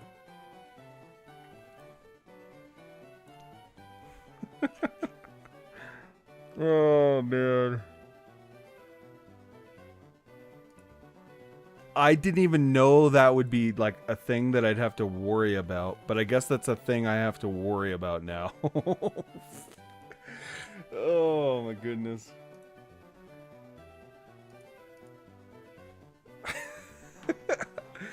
Okay.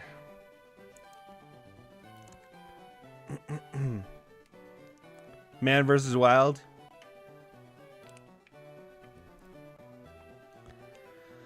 Okay. Still starter hunting. Give them a like bomb. Well, I appreciate it. I'm still trying. We'll get it eventually. Oh, man.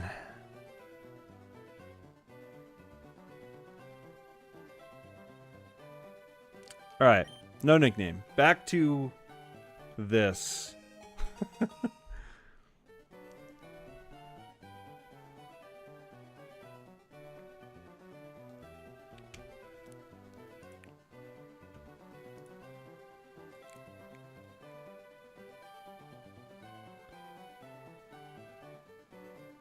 Hold up. It's doing the auto translate. Wait. But it didn't actually change it. I just noticed it. Eyeball magic. That's that Naruto Sasuke eyeball magic.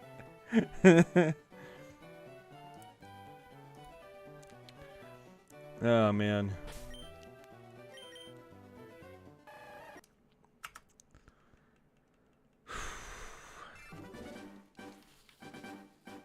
Did my Wikipedia research. Yeah, that's one way to do it.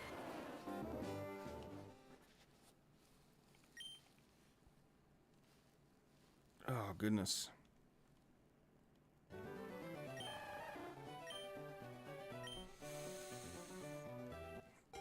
All right, last one before we re-roll.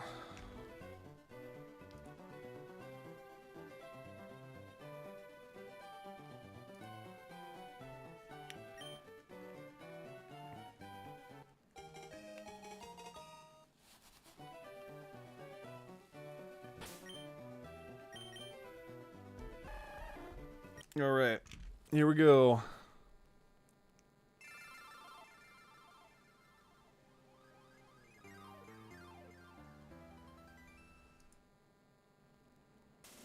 Oh, what did I do?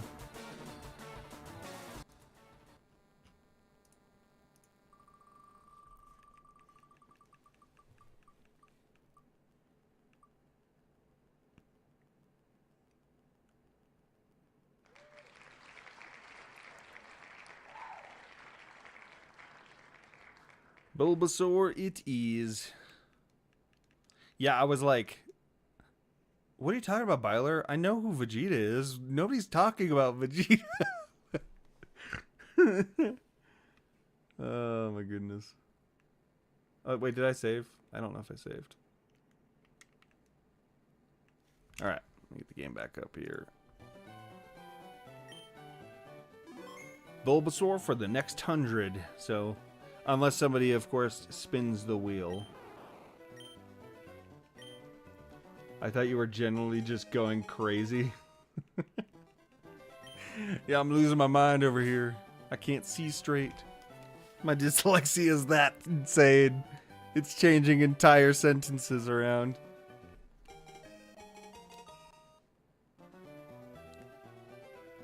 I guess from here on out, if I see something where I'm like, this doesn't make any sense, I need to take a look at YouTube and make sure that it hasn't done some BS. Maybe shiny Bulbasaur full odds around 4,800 or 5K. Hey, that would be nice, but I won't hold my breath there.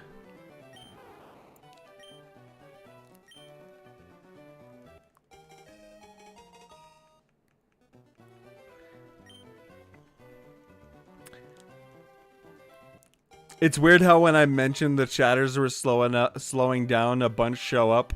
It's very true. I was thinking the same thing. I was like, did you just like message a bunch of people and tell them to come start talking?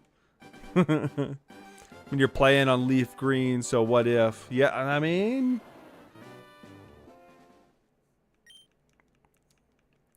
Stranger Things, right?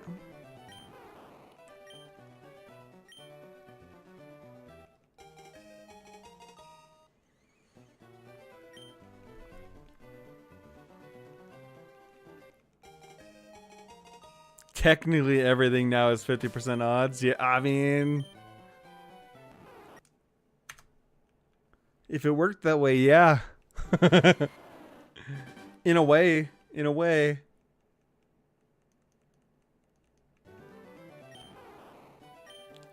That's the way I look at it, even though I know it's not true.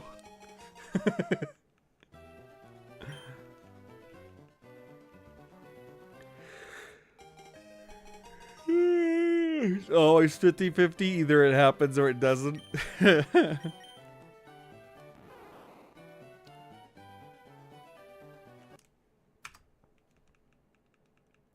What is the percentage for 1 out of 8,192?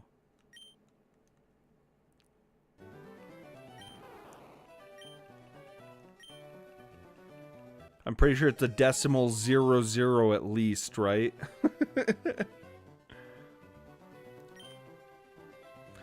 Been a while. How are you? Any luck on the shiny? No, not yet. How you been? 0.00012%.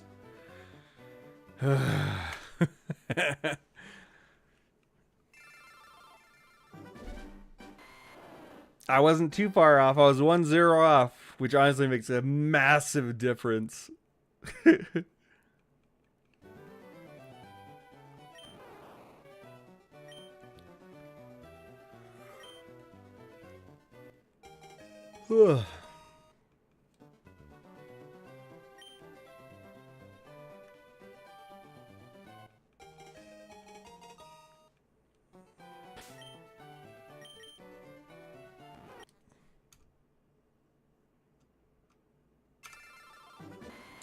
Good, just been busy.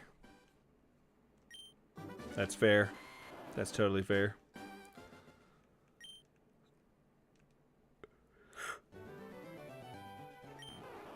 I was going to save this for tomorrow, but I'm going to pop it open right now to give myself a little bit of a boost. I'm not going to drink it all, but...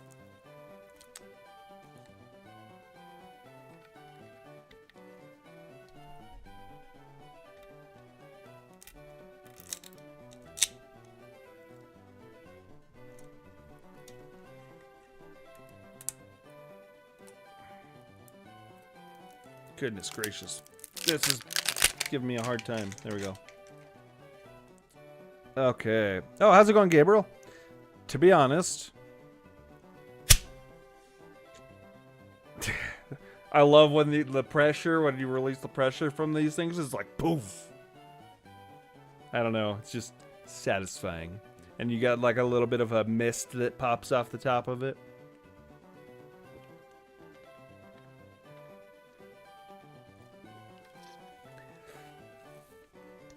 Oh. I gotta save some for tomorrow. Okay, sorry. To be honest, I was so tired. I have energy drink in my mustache. Oh, man. I've never actually had that problem. I was so tired I accidentally fell asleep midstream yesterday. The last thing I remembered is that you were at the area where you shoot the glass and make the zombies fall through. Excuse me. I made it to welcome Leon. That's how far I got. I did motorcycle jousting.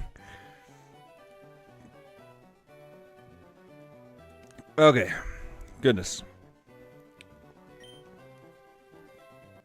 Yeah, I've never had a problem with getting shaky, but I think the first time I ever had that happen was after drinking a shit ton of Mountain Dew and pulling an all-nighter as a kid. And I don't think I can actually recall having that problem since then. Like, I drink so much caffeine on a pretty regular basis that I'm kind of desensitized to it. Like, I could probably down this whole energy drink and then go to sleep. Now you're able to lick your mustache and get a boost. Honestly, that's the worst part about having facial hair is the mustache. The mustache, when it gets too long, I eat it. I eat it and I pull these hairs so much. Like I have to keep my mustache trimmed even if I let my beard go. Because it starts to get in my mouth. It's just, ugh. You'd think I'd be able to handle it with how much soda I drink, but no. It's a lot of caffeine to drink at once, that's for sure. You mean you got to the police station? To be honest, you could probably beat the game in 2 to 3 more short streams. Yeah. Yeah, I made it all the way to Welcome Leon. I was like, no fucking way. Like, she's been just having a seizure the whole time. I don't know, like, what the average length of a seizure is.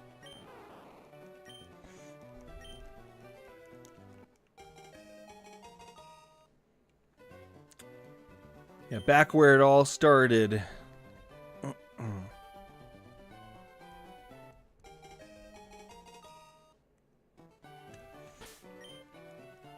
I've never seen a person firsthand having a seizure.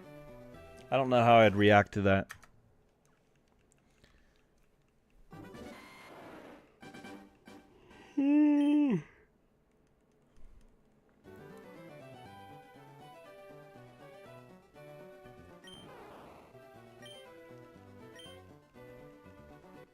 But yeah, I'm enjoying the hell out of Resident Evil right now. Like I kind of like the change of pace with playing as Leon solely, like, and the opening up of like the upgrade system and stuff like that. Like, I think that's like just I really love the fact that it's based off of how many zombies you kill. Like, you're basically getting money for killing zombies. I think that's such a fantastic change. Like, it's so nice. I think it would be even nicer if I could choose to spend more money on ammunition. But that might be a little too overpowered, so I get why they don't do that. Maybe just up the price to balance that? I don't know.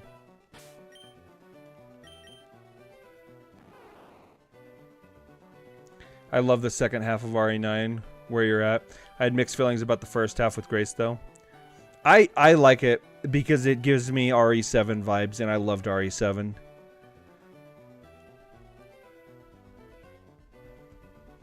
But I absolutely loved the relief that came with playing as Leon, though, too. You know what I mean? Like, having Leon mixed in there was a nice way to, like, de-stress. Thank you. What's funny is I just caught myself. I was like, oh shit, I'm not pressing buttons again. Gotta try the C4s. I don't know what that means.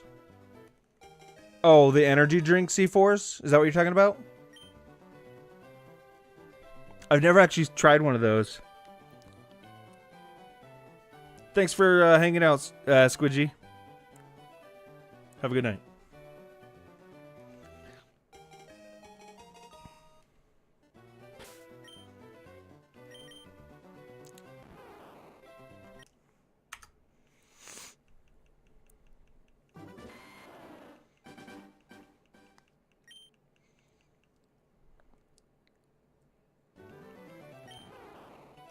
All right.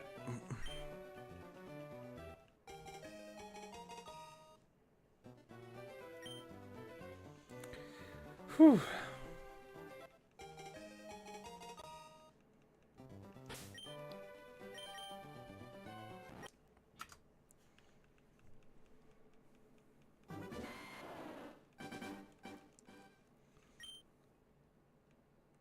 I hope I get it too. I really do. It would be a nice boost, you know what I mean? Like getting one of these out of the way in the near future. It would be really nice to happen anytime now.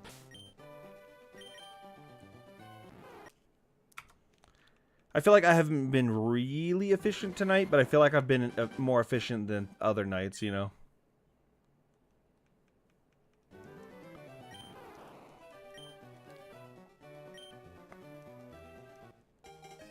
Still not ideal, but, you know, getting better.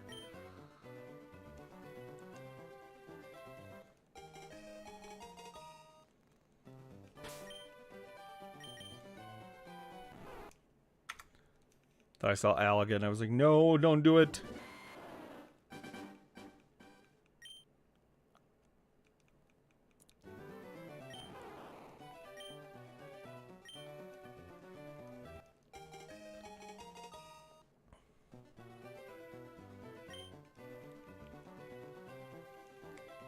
I'll try to set up my schedule in Discord either tomorrow night before stream or tomorrow during the day if I can. I might get a chance to. If on my phone maybe. We'll see.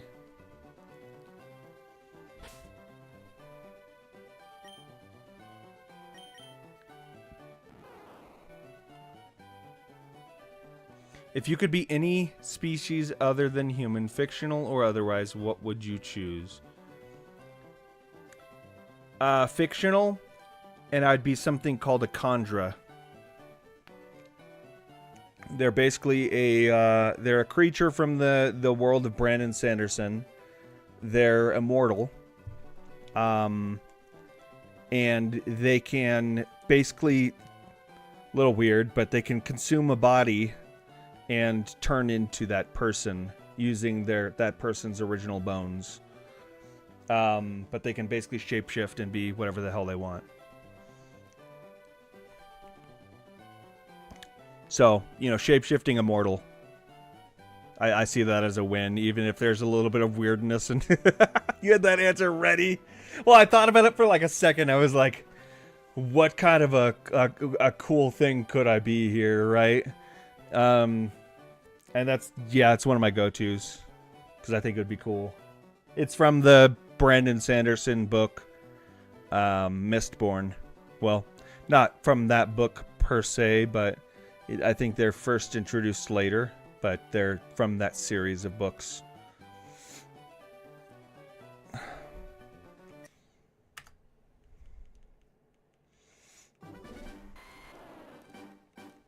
Actually, no, they are introduced in the first book. I forgot about that. I'm gonna check out some check it out at some point. He's got some really good books. I will say a lot of really long books. On average, his books are longer than most other books, but I don't know. They're really freaking good. I love them. Like, they're all interconnected too. That's the cool thing, right? They're not all of his books, but the books that I read of his, the Cosmere series, it's such a cool like concept. It's so a little bit of background on the Cosmere is, well, no, I'm not gonna say anything. I don't want to spoil it for anybody who might want to read. Well, this is kind of like it's not the story that's really talked about a whole lot. It's not directly linked to like any of the stories, right? Each of the stories are kind of standalone, but there's like a story in the background that's happening. There's interconnection, there's Easter eggs, and it's becoming more and more in your face as the series goes, and it's fucking cool.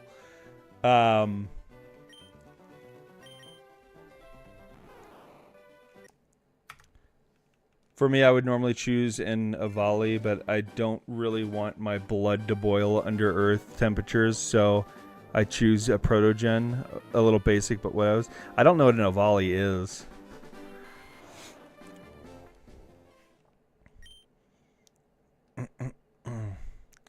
For that matter, I don't really know what a Protogen is to be honest either. Oh, crap. But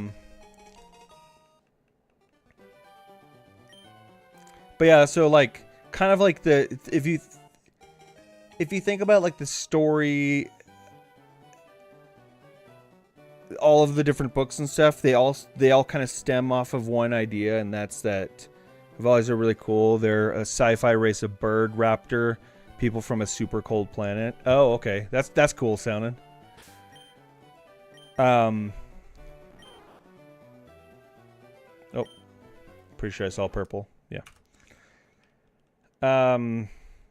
But all of his stories kind of based off of like they're not based off. Sorry, I don't know how to word things apparently, but there's kind of like this whole thing about something that happened like way in the past before any of the books take place, right? That's mentioned and referenced here and there, very, very vaguely, and just talked about by Brandon here and there. And I don't know where all of the information comes from, to be completely honest. I've just read the information from like third-party sources and stuff. There's a whole website dedicated to the lore of Brandon Sanderson's world. But basically, there was a god called Adonisium, and he was killed by a bunch of people who then took up parts of his power and all became basically kind of like gods themselves. And then they all kind of went about and made different planets and stuff. And these stories take place in these different planets.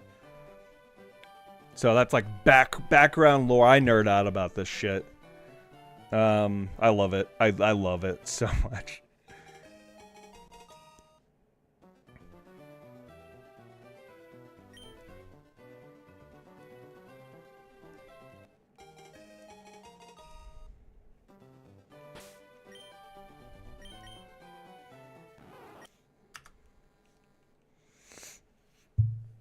Yeah. And that's like the story behind the story, right? Each of these stories have their own like basically they have their own storyline, right? They each of them are standalone stories first, and then there's lore behind everything, right? And ties together and stuff. One of my favorite stories that he's recently written is one called Tress and the Emerald Sea.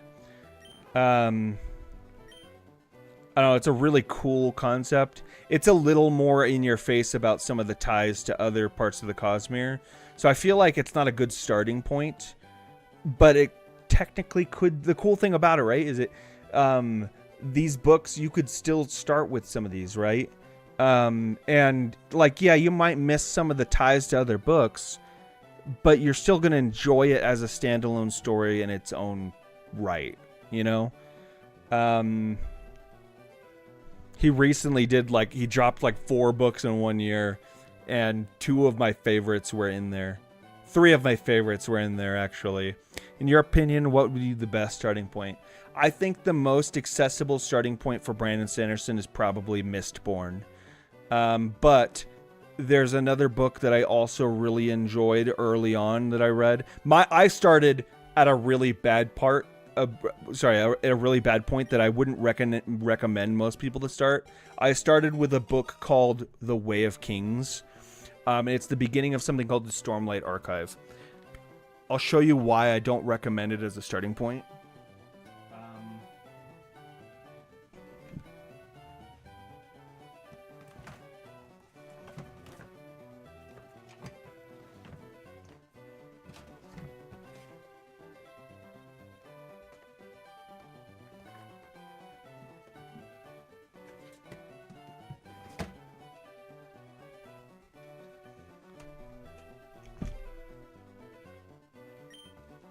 I'm gonna try to still do some of this at the same time here.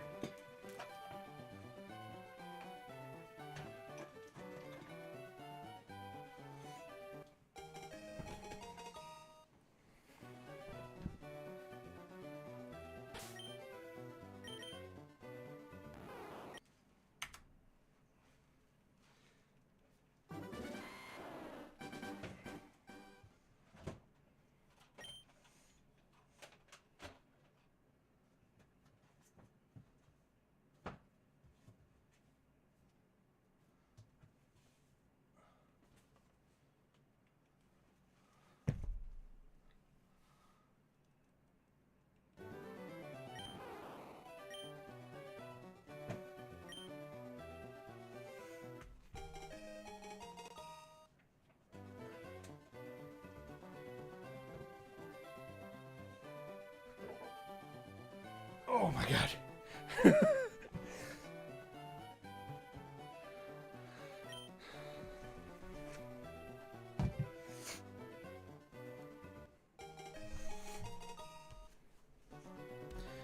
So these are the paperback versions of the books, right? This is the first 3 that I have right here. I have 2 more of them here in a second. But I don't know how well you could tell the dimensions here just based off of me holding them up. But these are thick ass books. They're fucking thick. This was the first one of his books that I read. It's called The Way of Kings. It's the beginning of the Stormlight Archive.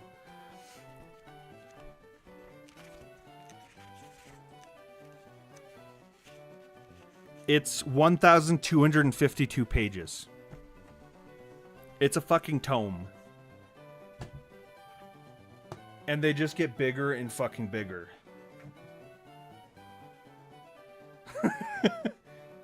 There's 5 of those out in that series in the Stormlight Archive. Granted, I would happily read them a second time each because the stories are just that fucking good. And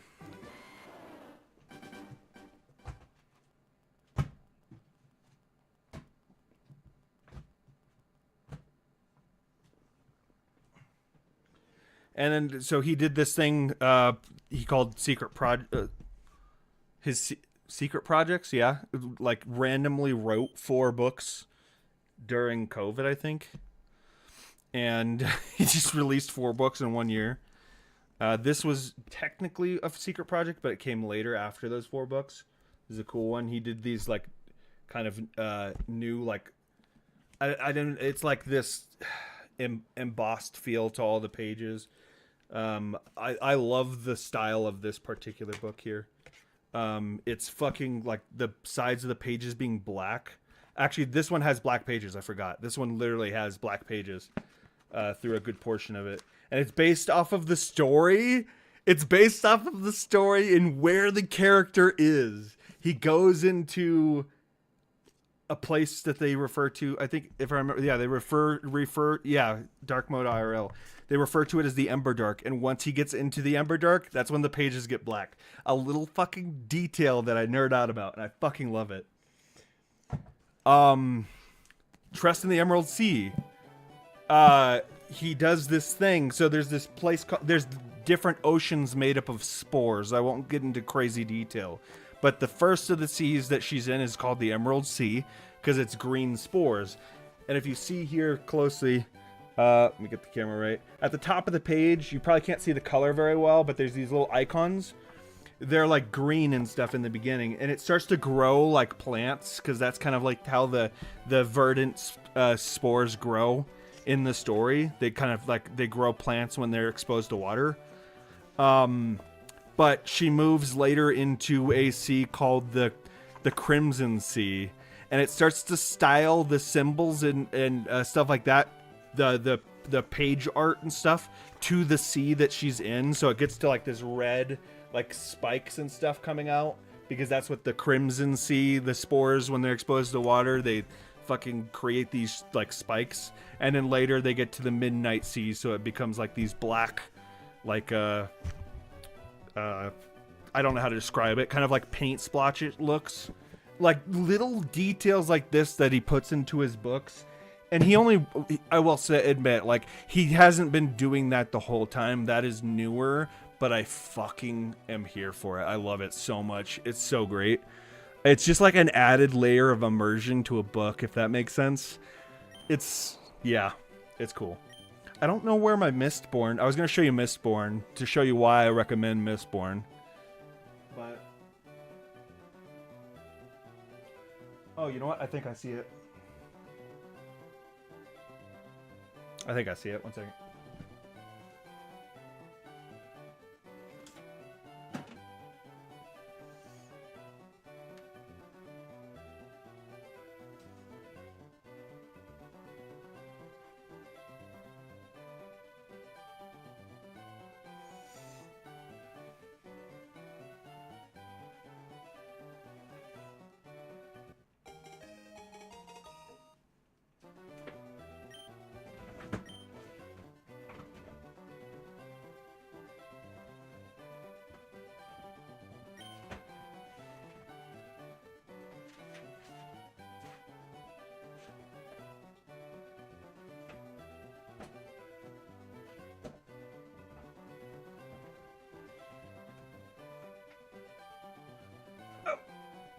crap.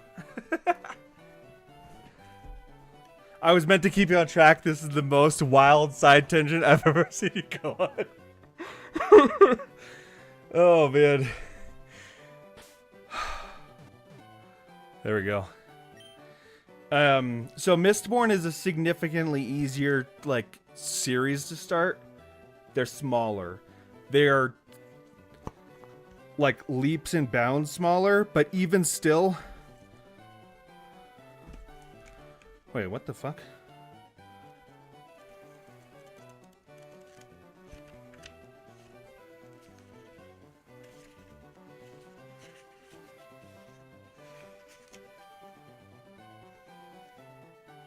Oh, that's weird. I only just realized, so this is the first book. It is 643 pages to the end of the story, but I only just realized it has a excerpt from the final book in it for some reason. It's the first book, and it has like a chapter out of the final book randomly. Of that trilogy. But what's crazy is, like, that's just era 1 of Mistborn, and he's got 4 eras planned. He just wrapped up era 2 in like what's released. And era 2 wasn't even planned. Era 2 just kind of happened. From my understanding, right? He had originally planned 3 eras, and era 2 created itself.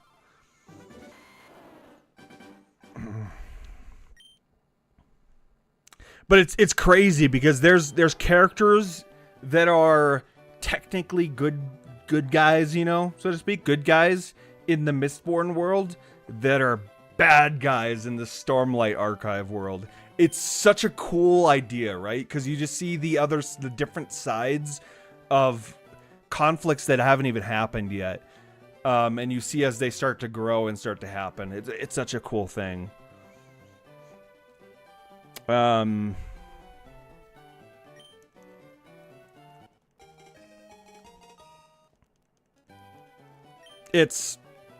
could go on and on and on about these stories. I'm legitimately obsessed.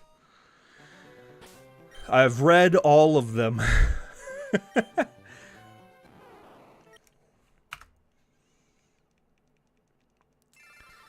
Okay, so there's a couple books that he wrote early on that they're also good entry points because they're individual books. They're not trilogies, you know, it's just a single book, right? One of them is called why is my brain Elantris? Which is an interesting book in its own right.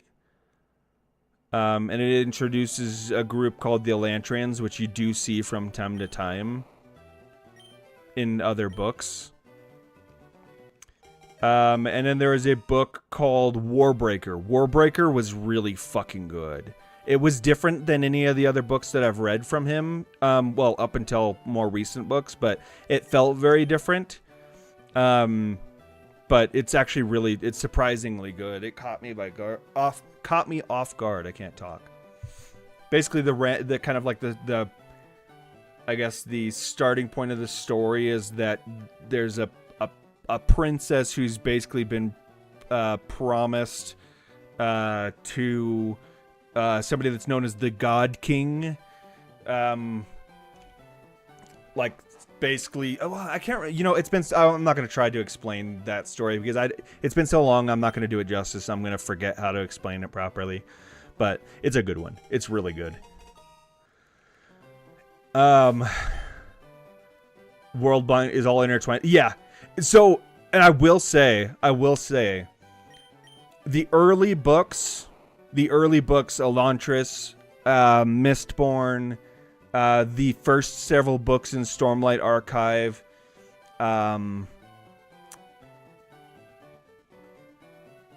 Warbreaker, they're not as connected visually. Like unless you dig, you're not going to notice the connections at first.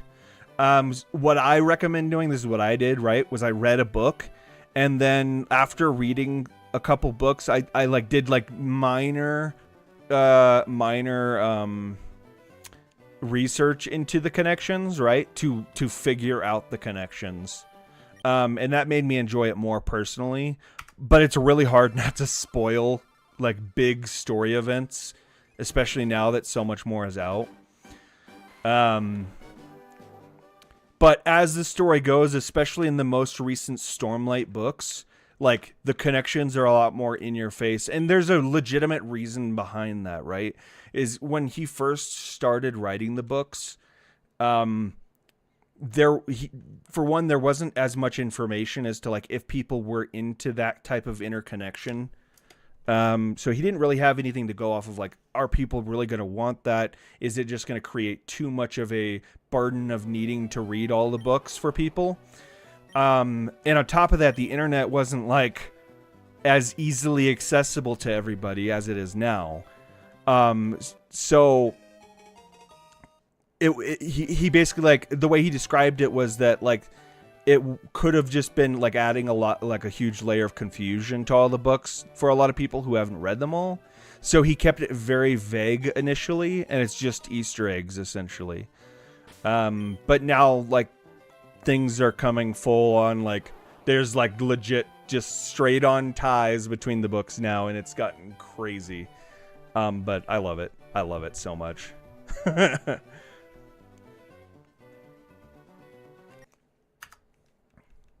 I've said that probably dozens of times already, but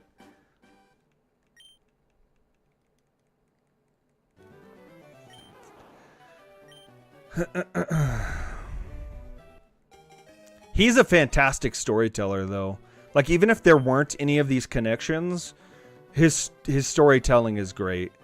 It really is. And his books are those books that, like, when you reach like the last third of the book, you can't put it down. Like, it's so hard to put down a book once you've hit the Sanderlanche, is what they call it. Once you hit the Sanderlanche, there's no putting that book down. You're finishing it.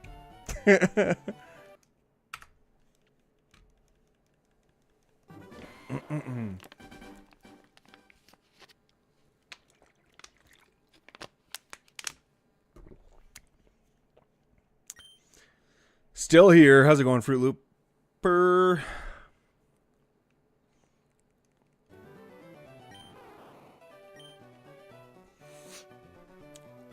Oh, it's Fruiter Looper. I didn't notice that. Sorry, I totally...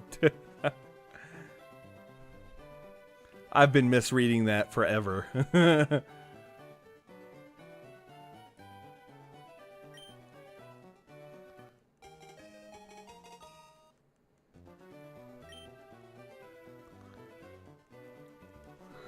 Oh, it's starting to hit a little bit, though.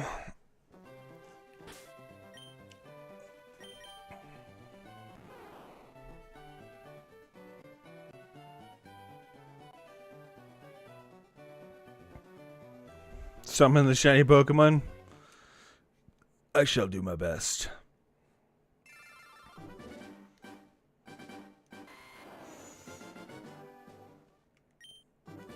I hit B.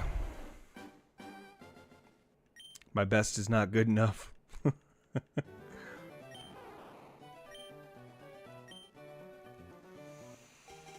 Okay.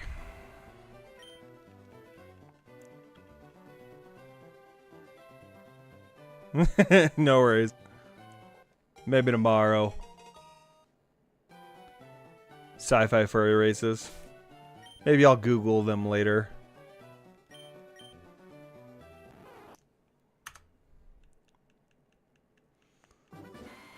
Oh yeah, that's another cool. So just another quick, hopefully quick tidbit of information. This text shall give you luck. I appreciate it. Another cool little like fact, tidbit though, is like, so the way that the books go is in the beginning, in the early timeline of the different series, they're all like kind of like a high fantasy, right? And as time progresses through the stories, right? Because there's different eras and stuff. As technology progresses, the people of the different worlds start to have a more in-depth understanding of the magic systems, and they're seen more as sciences. And all of the series are basically on a progression scale of time, right? They start here in the far past as like high fantasy, and they're gonna end here in the distant future in like sci-fi. So it's a cool transition, and I've already seen some of it. It's perfect.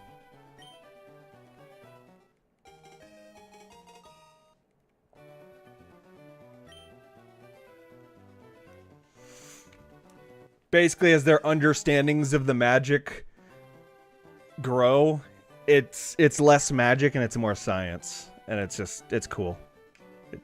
It's super cool.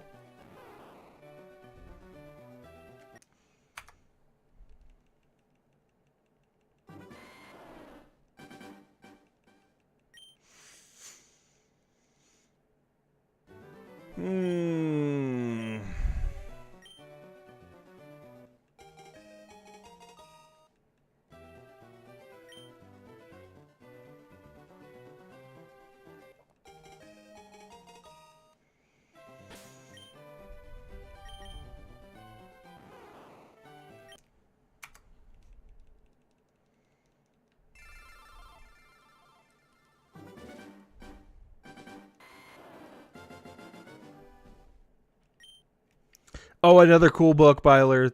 I don't know how easy this would be as a starting point. I don't think it would be a huge problem to have as a starting point. It's called Yumi and the Nightmare Painter. It's a standalone as well. That was actually really cool. Like he's got two different worlds that are talked about in it. One of them's based off of like a modern Japan, and the other one's based off of like I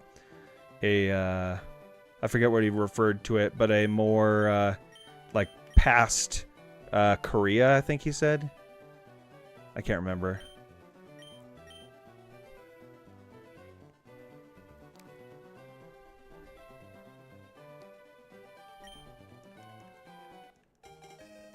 But it's a cool story too. It's a really good one. No nickname.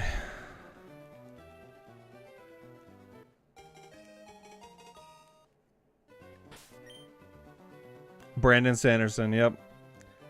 Oh, you just recognize that? Are you a Brandon Sanderson reader?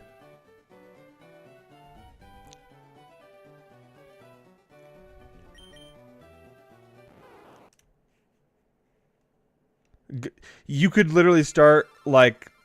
You technically could start with any series, and you'd probably still enjoy them, like, to be completely honest. Because he's just, again, all of the books, he tries to make them all standalone stories in their own right. But I feel like you'll get more enjoyment if you start with some of the, like, the more past ones first. Maybe throw one of them in there for, like, you know, maybe if you want that sci-fi fix, you know. There's one called Sunlit Man. It's a standalone story, but it technically takes place after the Stormlight Archive, so maybe wait till you've read a few of those before you read it, but it's a really fucking good story. I don't have physical copies of Sunlit Man or Yumi and the Nightmare Painter, but they're two of my favorite. Your friend reads it? Gotcha. Honestly, a lot of the secret projects he's done recently are just all bangers. They're all fucking good. Isles of the Emberdark, Sunlit Man, Tress in the Emerald Sea, and Yumi and the Nightmare Painter. All fucking phenomenal books. I loved them all. One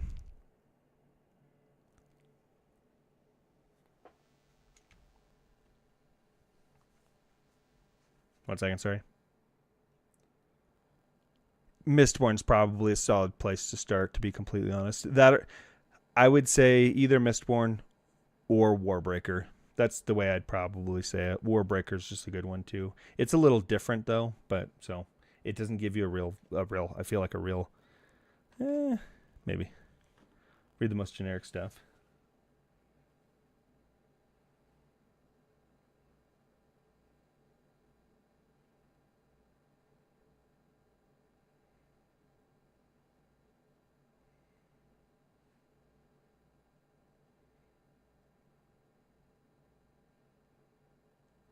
Okay.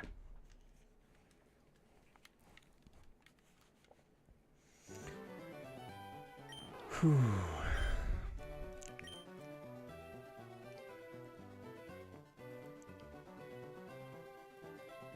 Warrior cats? I can't say that I know what that is, to be completely honest.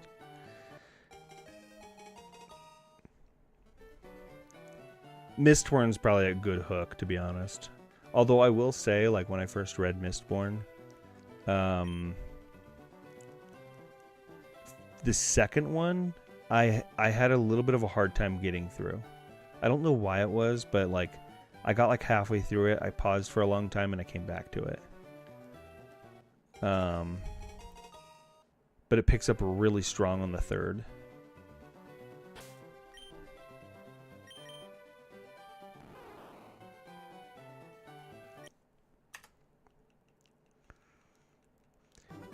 And keep in mind, a lot of the earlier books, they were earlier Brandon Sanderson. So he was obviously still growing as an author through a lot of the earlier books. He's gotten, you can see his improvements from the beginning to where he is now. So just a fair warning there, you know. Warrior 40 or almost 50 of those. Warrior cats would take forever to explain, but in essence, it's about cats that are warriors. You know, it's a really cool book series, completely off topic, but cats being warriors reminded me of this. There's a series of books, just commonly referred to as the Redwall series. And it's basically kind of, think of it like Lord of the Rings, but your like average people are mice, and a lot of the enemies are rats, or there's like badgers and ferrets and all manner of different, you know, small animals. Yeah. I read that when I was younger. It's been so long. I think it's more of a kid's book, to be honest, but there's still an interesting, cool story, you know? At least from what I remember, but... Like warrior cats? You have a nickname to this Bulbasaur? No. There was a book series that I read in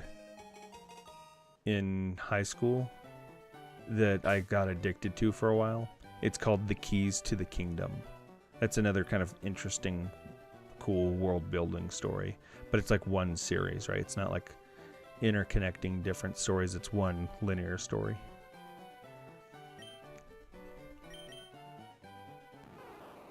But they had like a set formula through them. It was really good.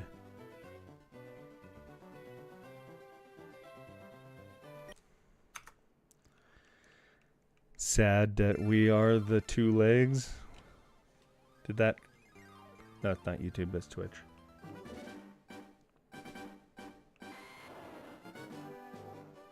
Loop's nose ball.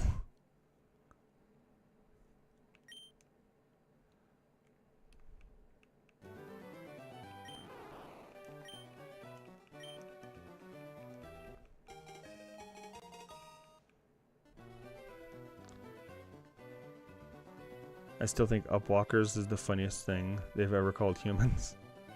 Upwalkers.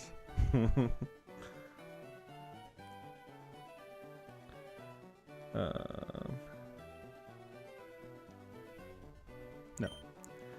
So the kind of premise behind Keys to the Kingdoms is that the Earth that we know is technically a secondary realm of a larger realm known as the House, I think, if I remember right.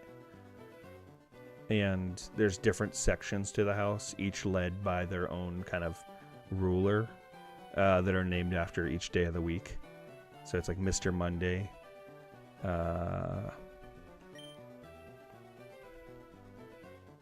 Sorry. But It's Mr. Monday. I think it was Grim Tuesday. Lady Wednesday. No, not Lady Wednesday. Drowned Wednesday. Sir Thursday. Lady Friday. Superior Saturday, and Lord Sunday. It was a cool series. I'll stop with books though. Oh man.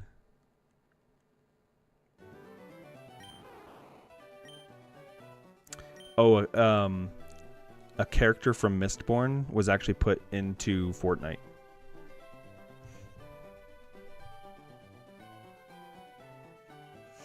Yeah. His name's Kelsier. He's not the like main viewpoint character, but he is a main character.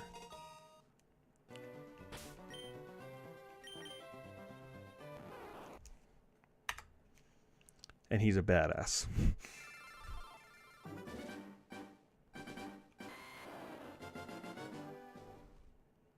He's got his own kind of side series. Yeah, I definitely bought that skin.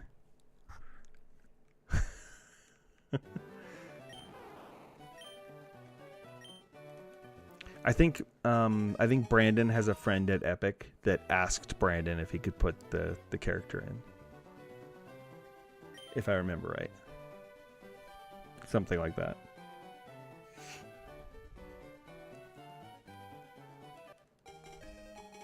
This was years ago, back when I actually played Fortnite.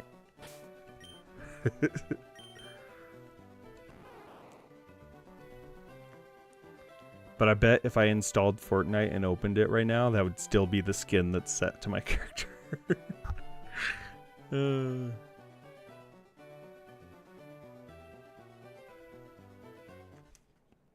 I haven't played Fortnite in years. It's been uninstalled for years.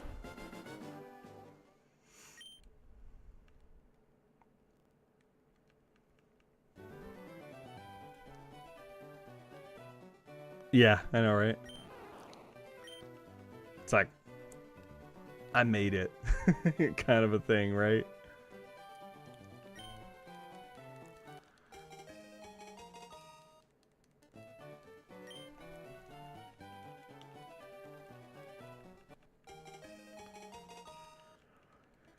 Okay. I think I'm going to wrap up here shortly at least.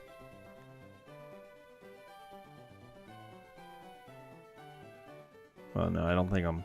It's pretty late, so I don't think I'll move on to anything else. I wonder if I could try to get to 4650 at least.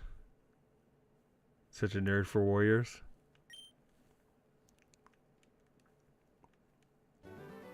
I feel that. Like, I've been a little out of the loop, but I used to be more of a nerd than I am now on basically anything Cosmere.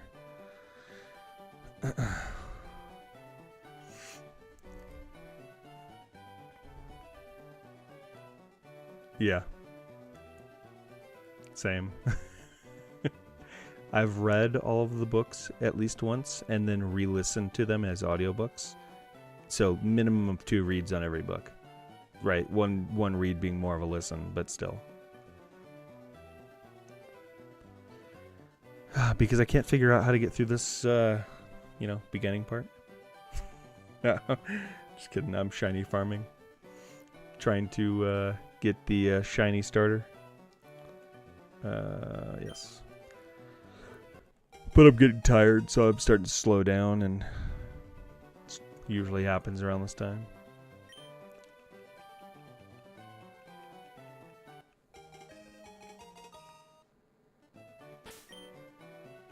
So I check to see if it's shiny, and when it's not, I restart, and I add another count.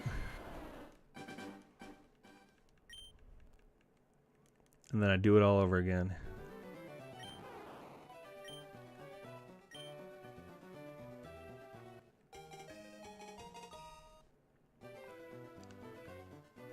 Role-playing days?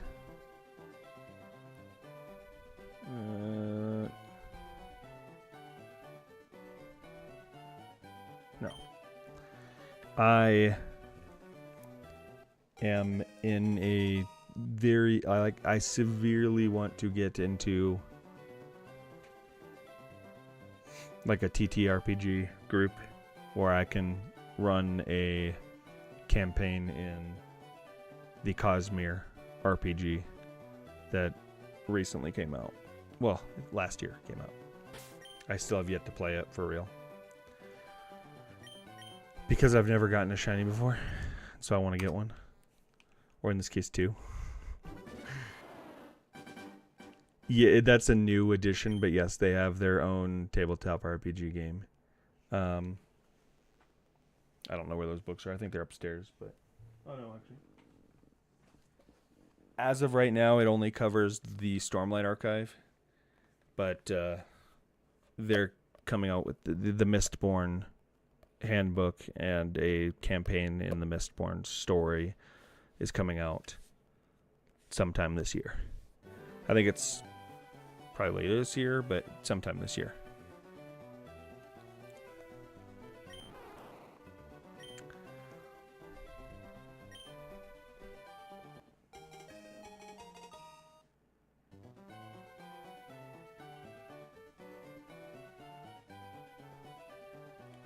It's Brotherwise Games and Dragonsteel.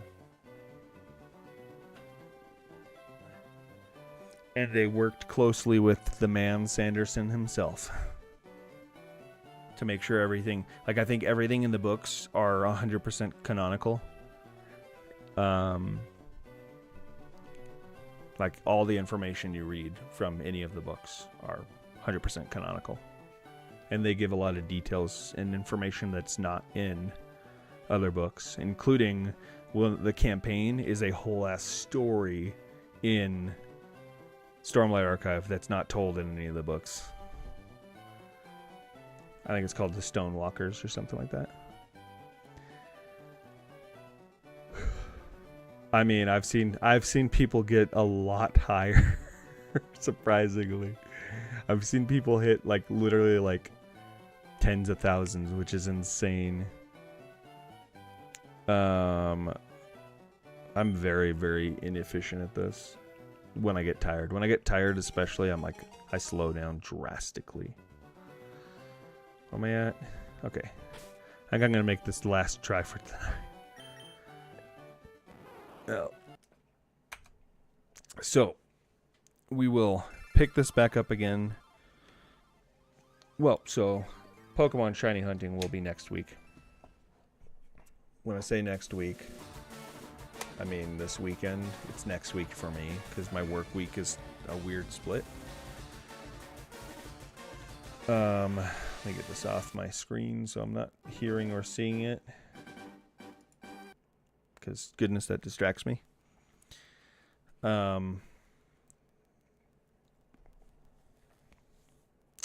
I think as of this moment, right, I'm not yet 100% set in stone, but tomorrow is set in stone. Tomorrow will be Resident Evil 9. We're going to pick back up where I left off there.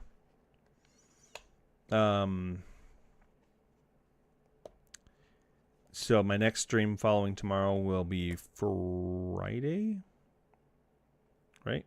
Tomorrow's Tuesday, so Friday. Friday, I will be streaming probably Ultra Kill.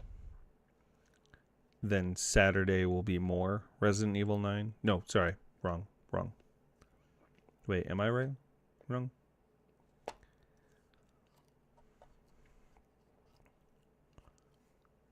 Friday's going to be Ultra Kill.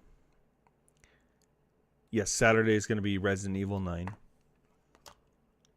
Sunday will be Pokemon Shiny Hunting. Monday, more Resident Evil 9. And then Tuesday, more Shiny Hunting. I'm going to limit Shiny Hunting to my actual days off, because when I come home from work, I just don't have the concentration to do something so monotonous. Playing a game I can do, but something that's so repetitive as Shiny Hunting, goodness, I just can't do it. I can't do it when I'm tired from work. So I'm just limiting those to my actual days off. The following week, depending on how long it takes me to finish Resident Evil 9, the following week will then be probably Friday, Don't Starve, Saturday, Resident Evil 9, potentially. Pokemon, RE9, Pokemon, kind of the same order. Now, whenever I beat Resident Evil 9, I'm probably going to swap that out for... I'm not sure yet, right? I might go back to something. I might go to something new like Pokemon ZA. There's a good chance I try that because I've really been wanting to try that for a minute now, and I just haven't. Or maybe I could do like Metroid Prime 4. There's a lot, right? I'm not going to decide that yet. I'm going to wait until I get closer to finishing Resident Evil 9 before I make that decision. But yeah. So I'll put kind of that whole schedule plan up in Discord. I'll probably just plan out the 1 week for now. And then look at the next week once we know where we're at for Resident Evil 9. But yeah. Thanks everybody for hanging out and watching. Hope you all have a good night, day, evening, afternoon, morning. Whatever time zone you're in. I hope you have a good one. Later.